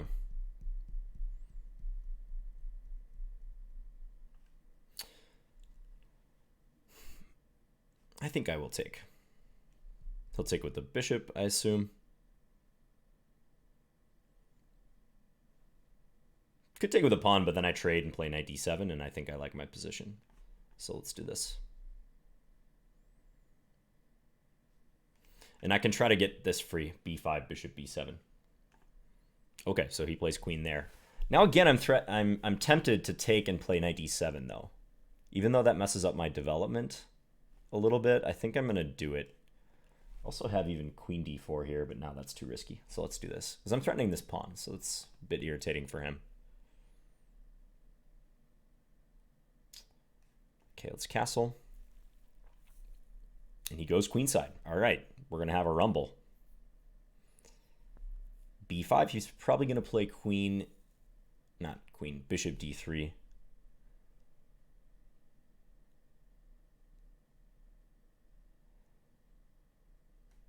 Let's get out of the way here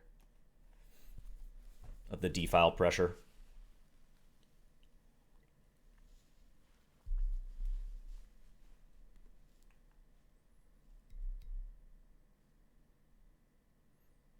I think knight e4 is definitely a move you look at here.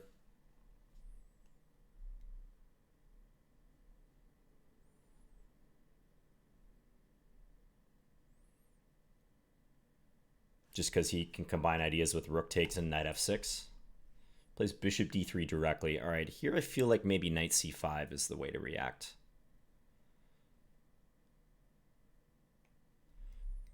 Then I think he's going to play knight e4 if I do that. Maybe I can just play b5 here. b5 actually seems pretty reasonable. Let's do b5.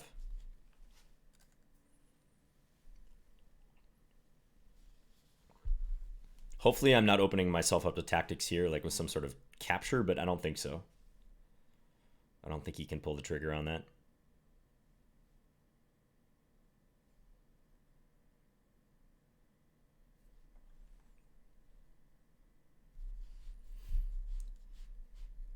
So this is round 8, just to remind you guys. Someone asked how many rounds were left. This is round 8 of 10.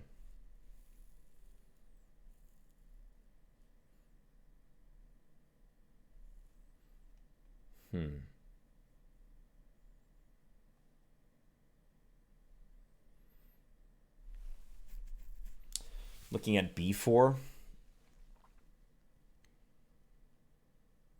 Also looking at knight c5. Let's play b4. Kick that knight off its pedestal there.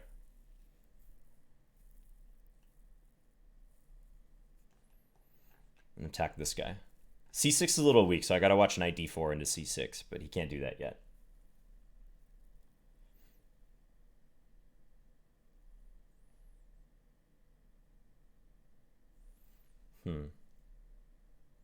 Okay, let's just develop. And maybe pawn storm. That might be the next step. Yeah, looks straightforward. I have c6 covered, so I don't think I have to worry about him putting a piece there so much.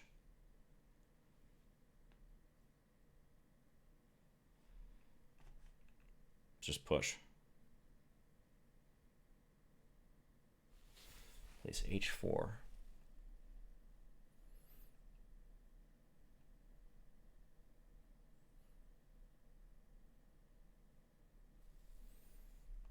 I'm gonna lift this rook. He's playing for a queen trade.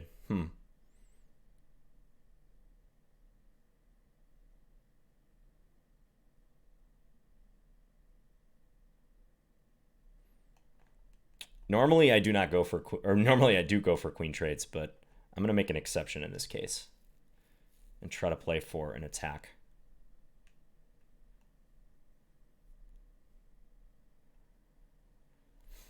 It is hard to break through, though.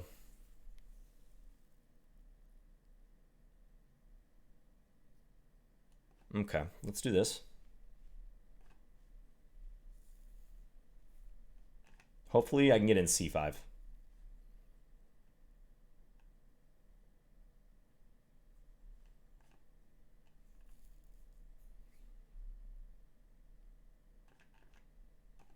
I got to do this before I get mated.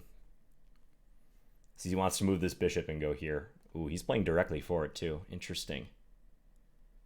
Very interesting. All right, guys. We need the defenses to hold here. I'm going to play rook g8 if he goes rook g3. And batten down the hatches. I have the bathtub pawn structure. Let's hope we can hold.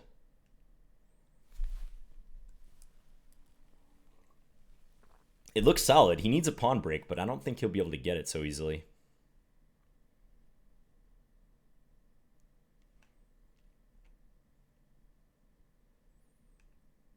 Probably should just play knight e2 and try to go knight c3, but wow, he's going all in.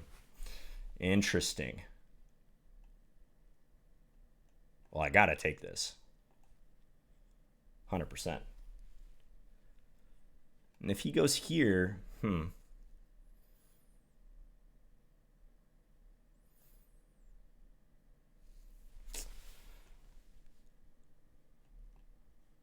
all right, let's take. Oh. Ooh.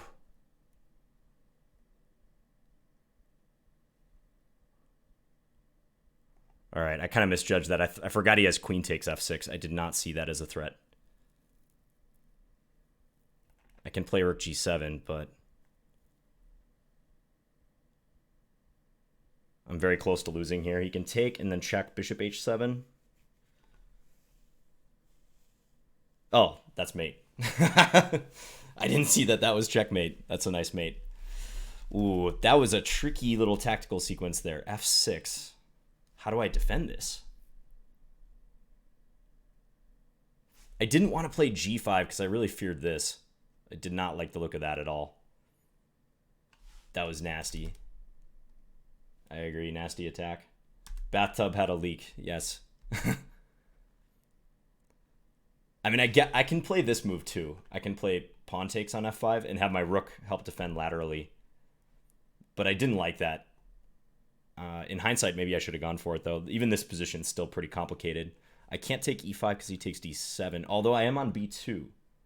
Then his king can scamper away. I don't know what's going on there. Maybe I should have done this, but... yeah, I think after this...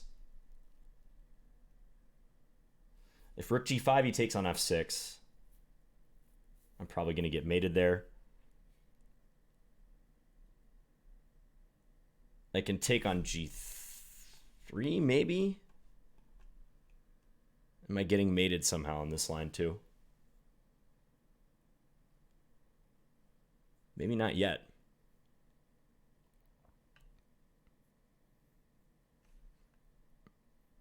It's kind of a nightmare, though. Yeah, I don't like this. Okay, so we go down in that game. That was interesting, though. Let's pull up Tigra's game.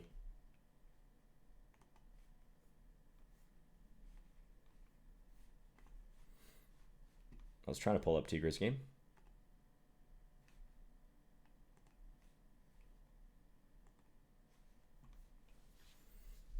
So again, Tigra's on the better side of a position here. Rook endgame.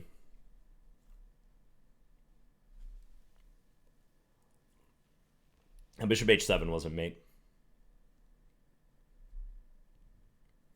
Okay, rook takes c6 will happen here, and then probably rook c5 next. No, white goes check.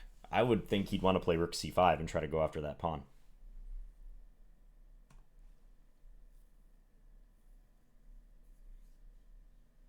Now he plays it. But he might have given black a couple unnecessary tempi there. Yeah, now white's got to... now I think white might be losing because rook g4 is a pretty big threat. Yeah, this is losing, I believe. If b6, you can play the rook back. Ah, okay, he's going to do this. Because he's going to skewer the queen and win at the end. That also works. Yeah, I think white waited too long to play rook c5. I think they should have done it immediately.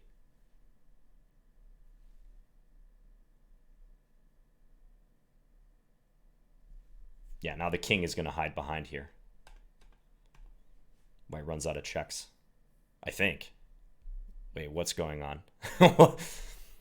White got a queen somehow. Okay.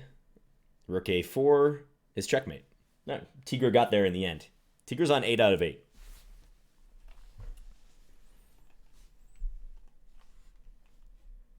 I'm really curious who Tigra is now. Anybody know?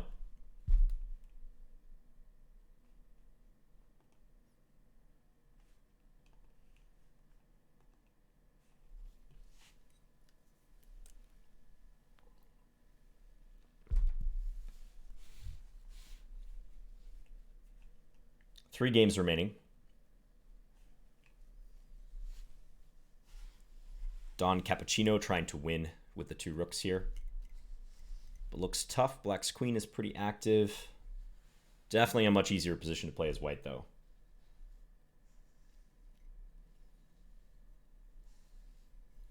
Saxy90 says, Naroditsky is going room to room at Stanford trying to find a place to play.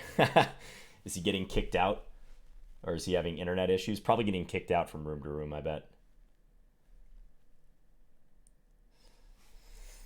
Can white win this position? This is an interesting one. I mean, white can throw in all these very annoying checks, and black has to keep going backwards with the king because he can't step up to this rank for fear of getting skewered. Okay, now white could have picked off that pawn there. And if white can win the A pawn, I think white should definitely win this. Oh, well, that's going to short circuit any attempt by black to draw.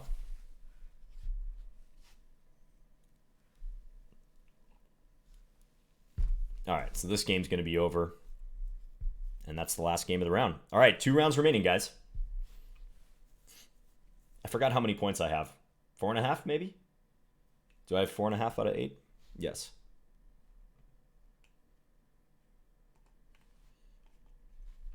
Playing Kirill Klukin.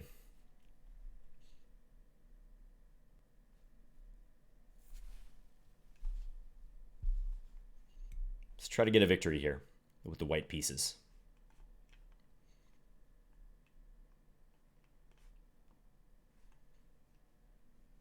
QGD. Okay, I'll play this line.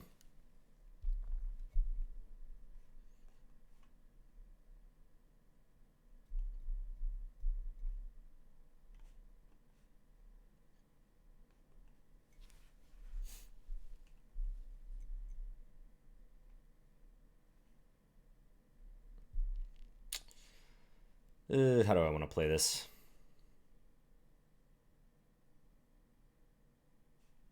Play Rook C1.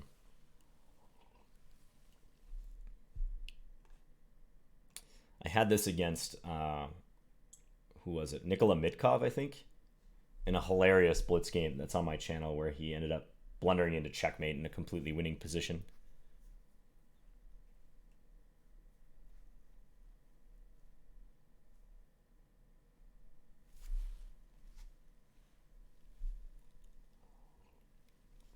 Yeah, FMs are tough, especially FMs who have high Blitz ratings.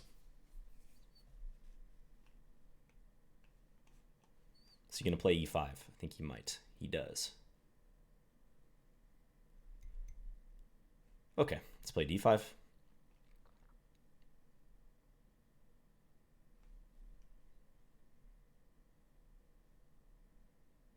Bishop F5. In between move. So if E4, he wants knight D4 is his idea. But what about this?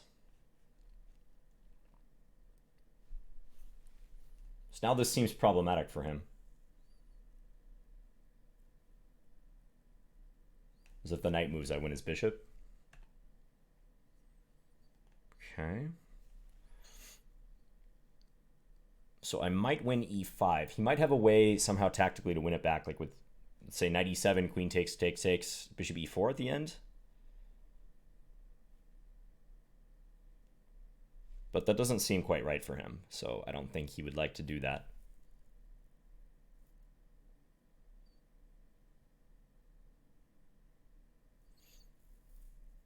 Now, do I take with the knight or the queen? My instincts say queen, but there is that line I just mentioned.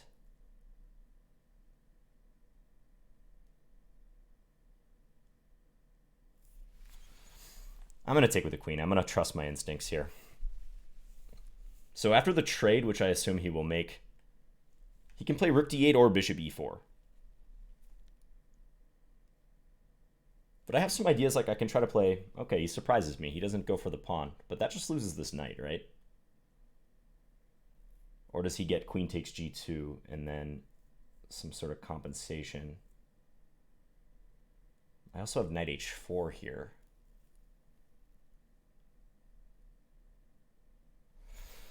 This seems like it should be losing for him. I have king e2, but he has bishop g4 at the end of that line. Then I have queen f3.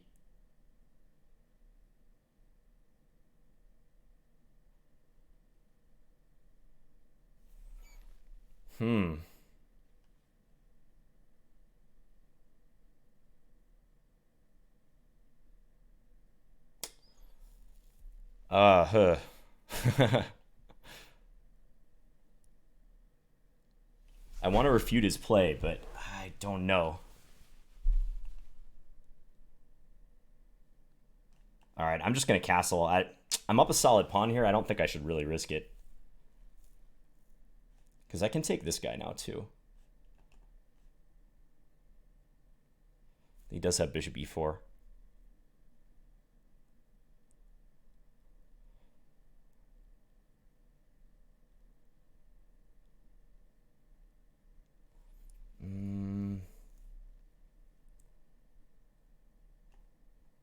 All right, let's play knight h4.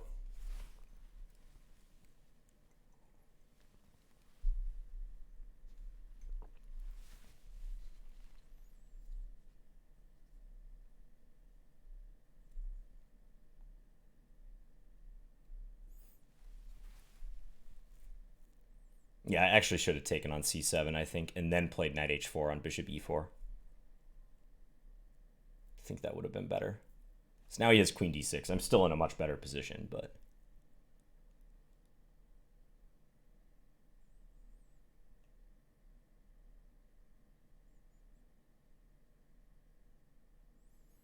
Queen d6, I can trade, take on f5, play bishop b5 probably. Okay, he goes there.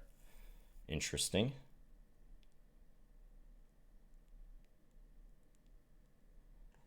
Let's see if I can repeat once. Because I actually think this queen takes c7 line could be good.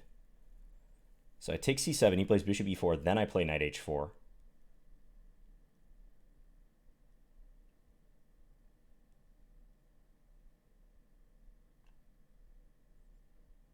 No, I'm going to go for knight takes f5, I think.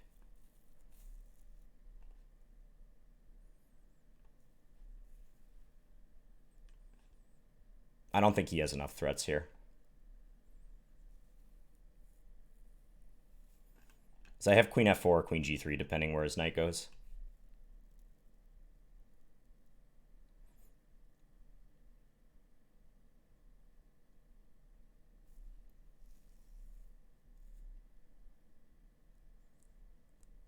Can maybe play rook c8. I play queen f4, he trades and plays rook e4. Okay, let's just defend.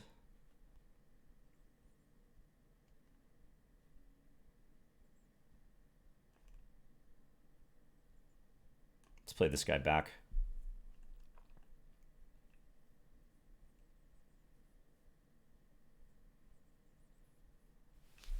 Not worried about b2. This is knight's hanging.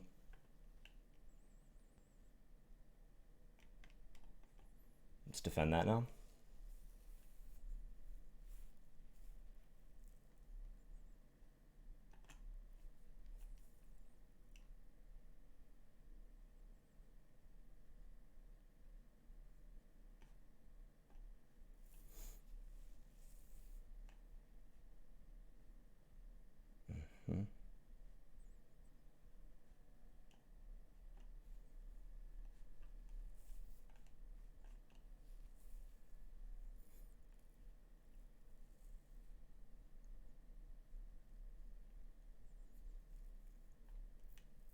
Need to consolidate. Queen f2 probably next.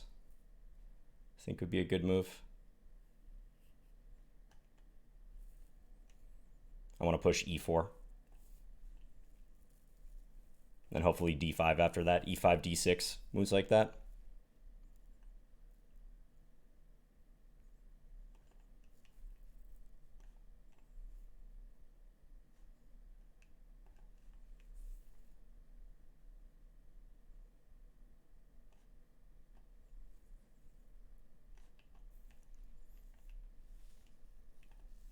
Okay, dominating position.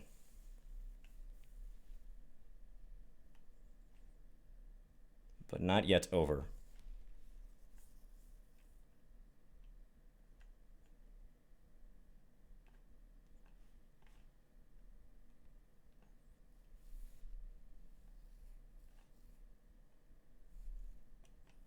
I did not see that defense of his.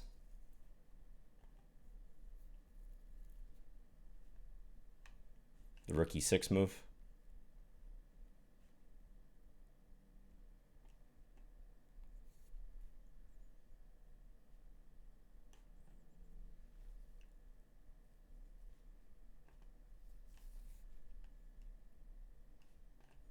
I don't want to lose that guy.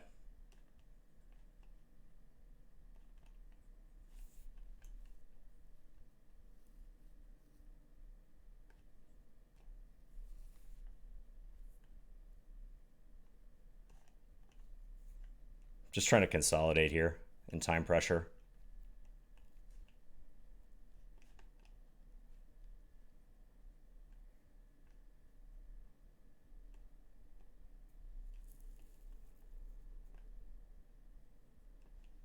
I think I can do this. And then queen next move. And it defends my rook down here too.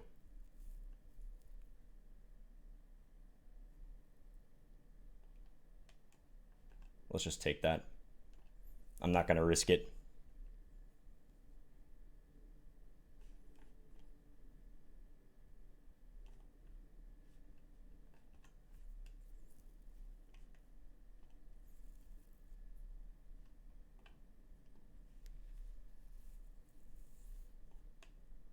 Consolidate. Ooh, I gotta watch my time.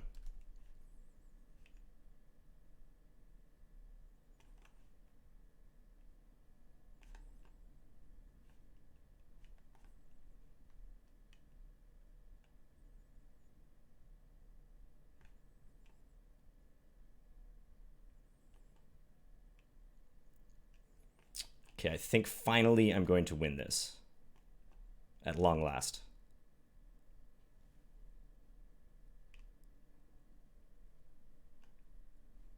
I think my D-pawn is finally getting through.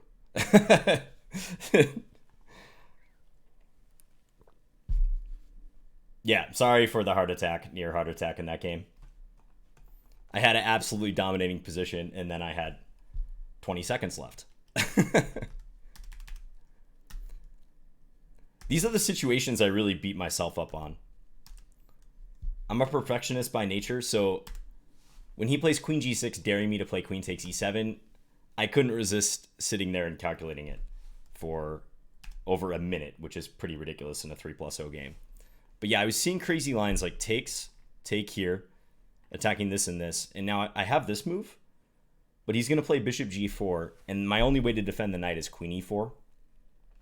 And then I saw he could attack me like this, and I was seeing some really crazy stuff, like queen f4, g5, trying to drive it away, and if queen g3, I think take here is what I looked at. And then something like this probably doesn't even work for black somehow.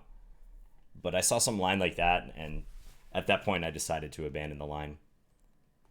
I think as played, I just got a, totally winning position up 2 pawns, but I missed his rook e6 defense. That could have been costly. So when I played bishop c2, I thought I was just crashing through on g6 easily. I didn't see that he has this move to defend. Otherwise, I would have gone to f6. That would have been much easier. If I go to f6, then this just gets met by queen takes d8. Or actually, bishop takes g6 first, and then queen takes d8. So yeah, I think if I would have played queen f6, I would have been finishing him off very quickly. I missed bishop f5 on rook e6. Yeah, that's a nice move. Does it work, though? I don't know. It looks kind of crazy. So the idea is do this and then play f6. Yeah, that probably works. But you got to understand the time situation. You know, he plays a move that you don't expect. Usually your instinct is going to be to play something not crazy looking in reply. Okay, let's see what's going on here. Is Tigra's game still going? My game went pretty long. I don't see actually any games in progress. Tigra has 8 out of 9, so Tigra lost. All right, here we go. Last game of the tournament. Round number 10. Playing I Am Hurricane. I'm on a positive score, but I would really like to reach 6.5. That would be a score I could be really satisfied with, or 6. Let's take.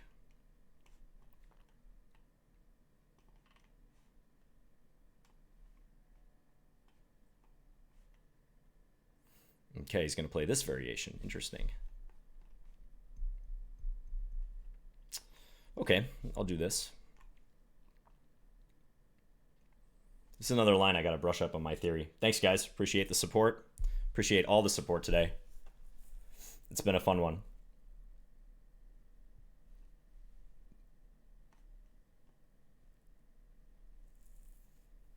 Okay, so I want to play for e5. Let's stick the queen on e7. Yeah, I want to get this guy up here.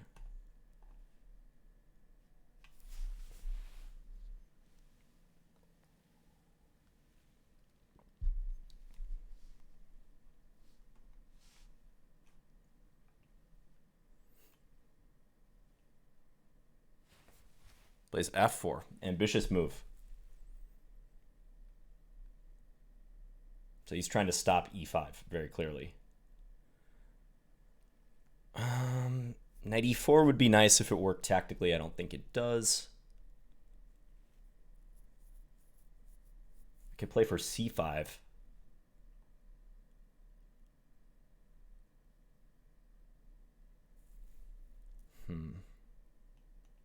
I think I will play for c5.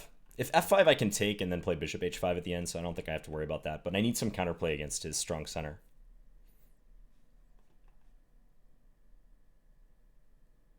So is he going to play g5, force my knight here? Maybe. Nope. Okay. So he's going for the two bishops.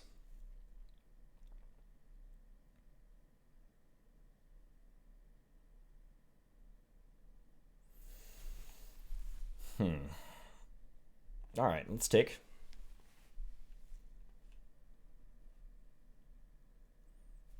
And now there's various discovered threats, so I have to take some care.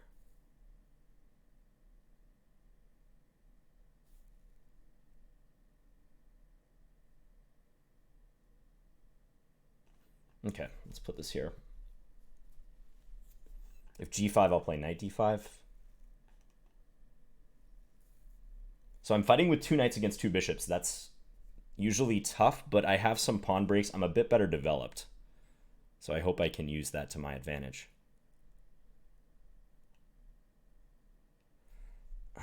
E5 is awfully tempting here. But I don't think it's good. Knight d5.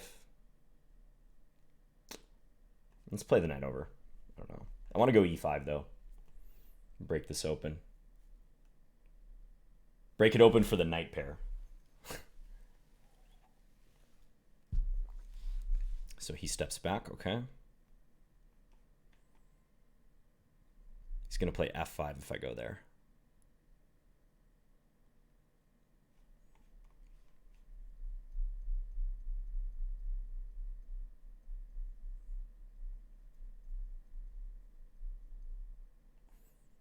Okay, let's attack the a-pawn.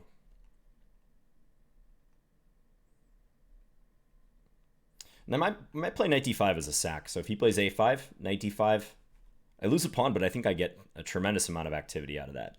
I can play rook e8, threaten knight takes f4.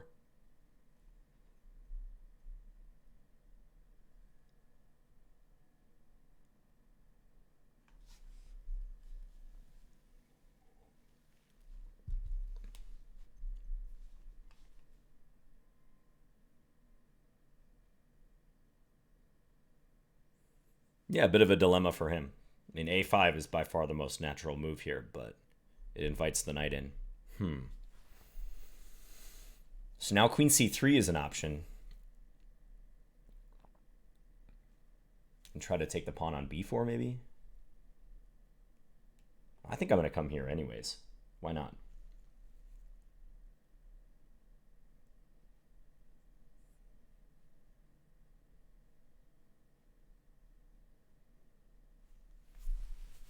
Big threat.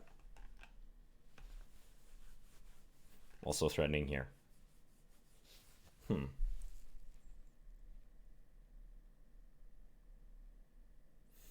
He's really tempting me to play queen c3. Really, really.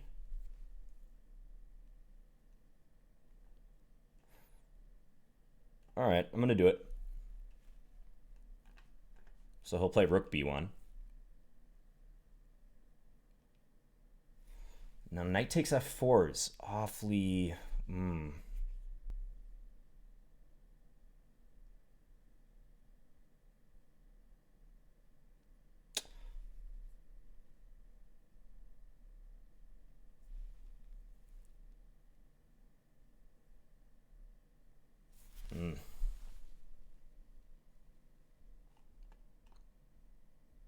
Let's do it. This seems very interesting. I cannot resist. Okay. Now he'll probably... Okay, you can't play bishop b2. That's important because I take here. I was trying to think like how he would coordinate in this position. Probably bishop e3. But now maybe rook d3.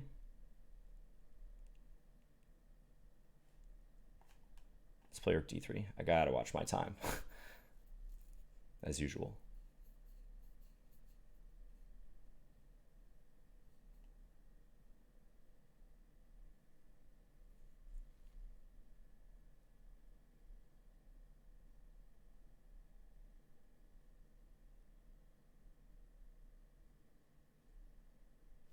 This is complex.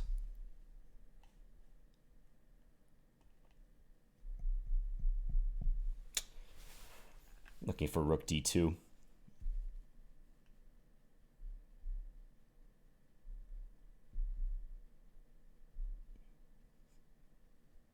He's kind of in a bind here, though. It's really tough to find a move for him, actually.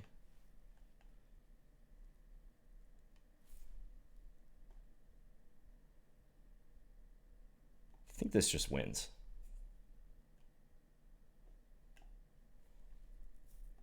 So now I can take here, and I just win everything. All right. Got there in the end. Yeah, it worked out with knight takes f4. I think given the time situation, it's correct, even though it makes the game complicated, because I'm the one with the initiative. So I thought instead of king f2, he would have played bishop f2. But I think he didn't want to give up control of the second rank. So bishop f2. Didn't see anything crushing, though. Rook d2 I can play. You can go queen e3. It's nothing killing yet, though. And if he manages to trade, well, I got to watch my queenside pawns. And it's hard for me to double on the second rank.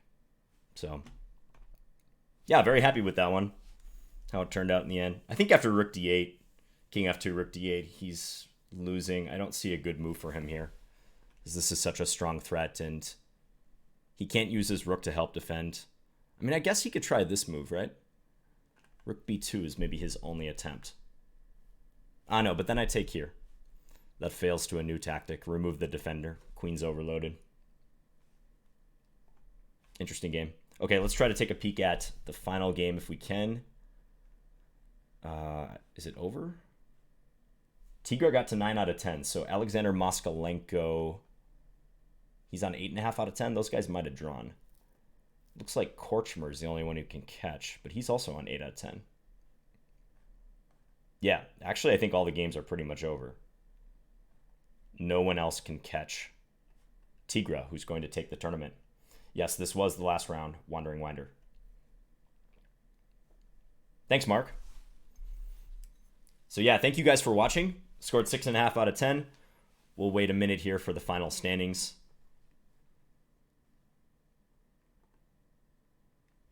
You know, as usual, Untitled Tuesday, a couple sketchy moments, but this is one of my stronger showings in recent memory.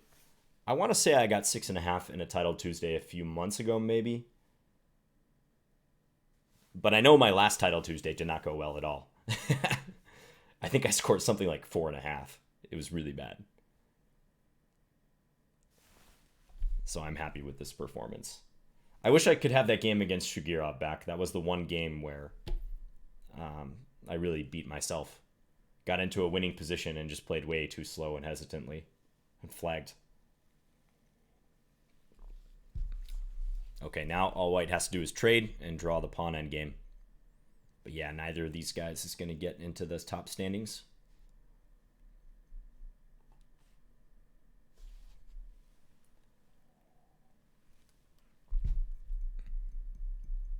How about this one? Another rook endgame. White pressing, but probably, well, maybe not a draw. Black's king is awfully far from the action here. Where does white hide his king,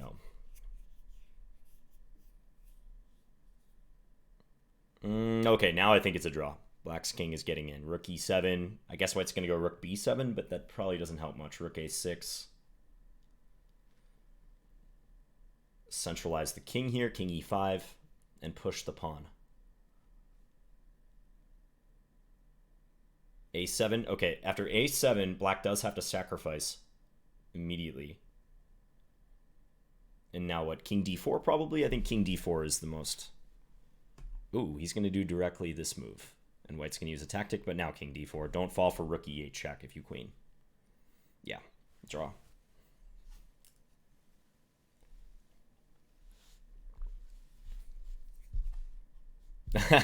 Sorry, big goopy. No Bong Cloud today.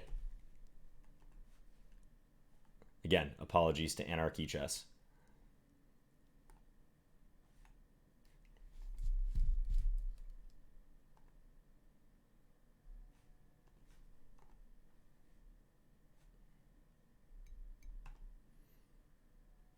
Here's the last game of the tournament. Another king and queen versus king, 2 rooks and pawn. Interestingly.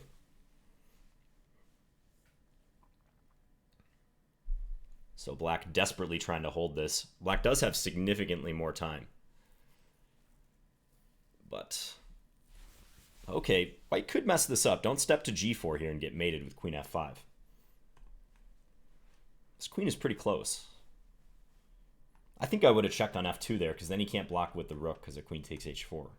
That might have been a easier perpetual. Yeah, because now black doesn't have any checks anymore. Has to allow that pawn to get a little closer. Okay, but this is sort of the same thing. You can't step, so check on f2. Yeah, check on f2. And now white has to play king h1. You can't take the rook because of queen.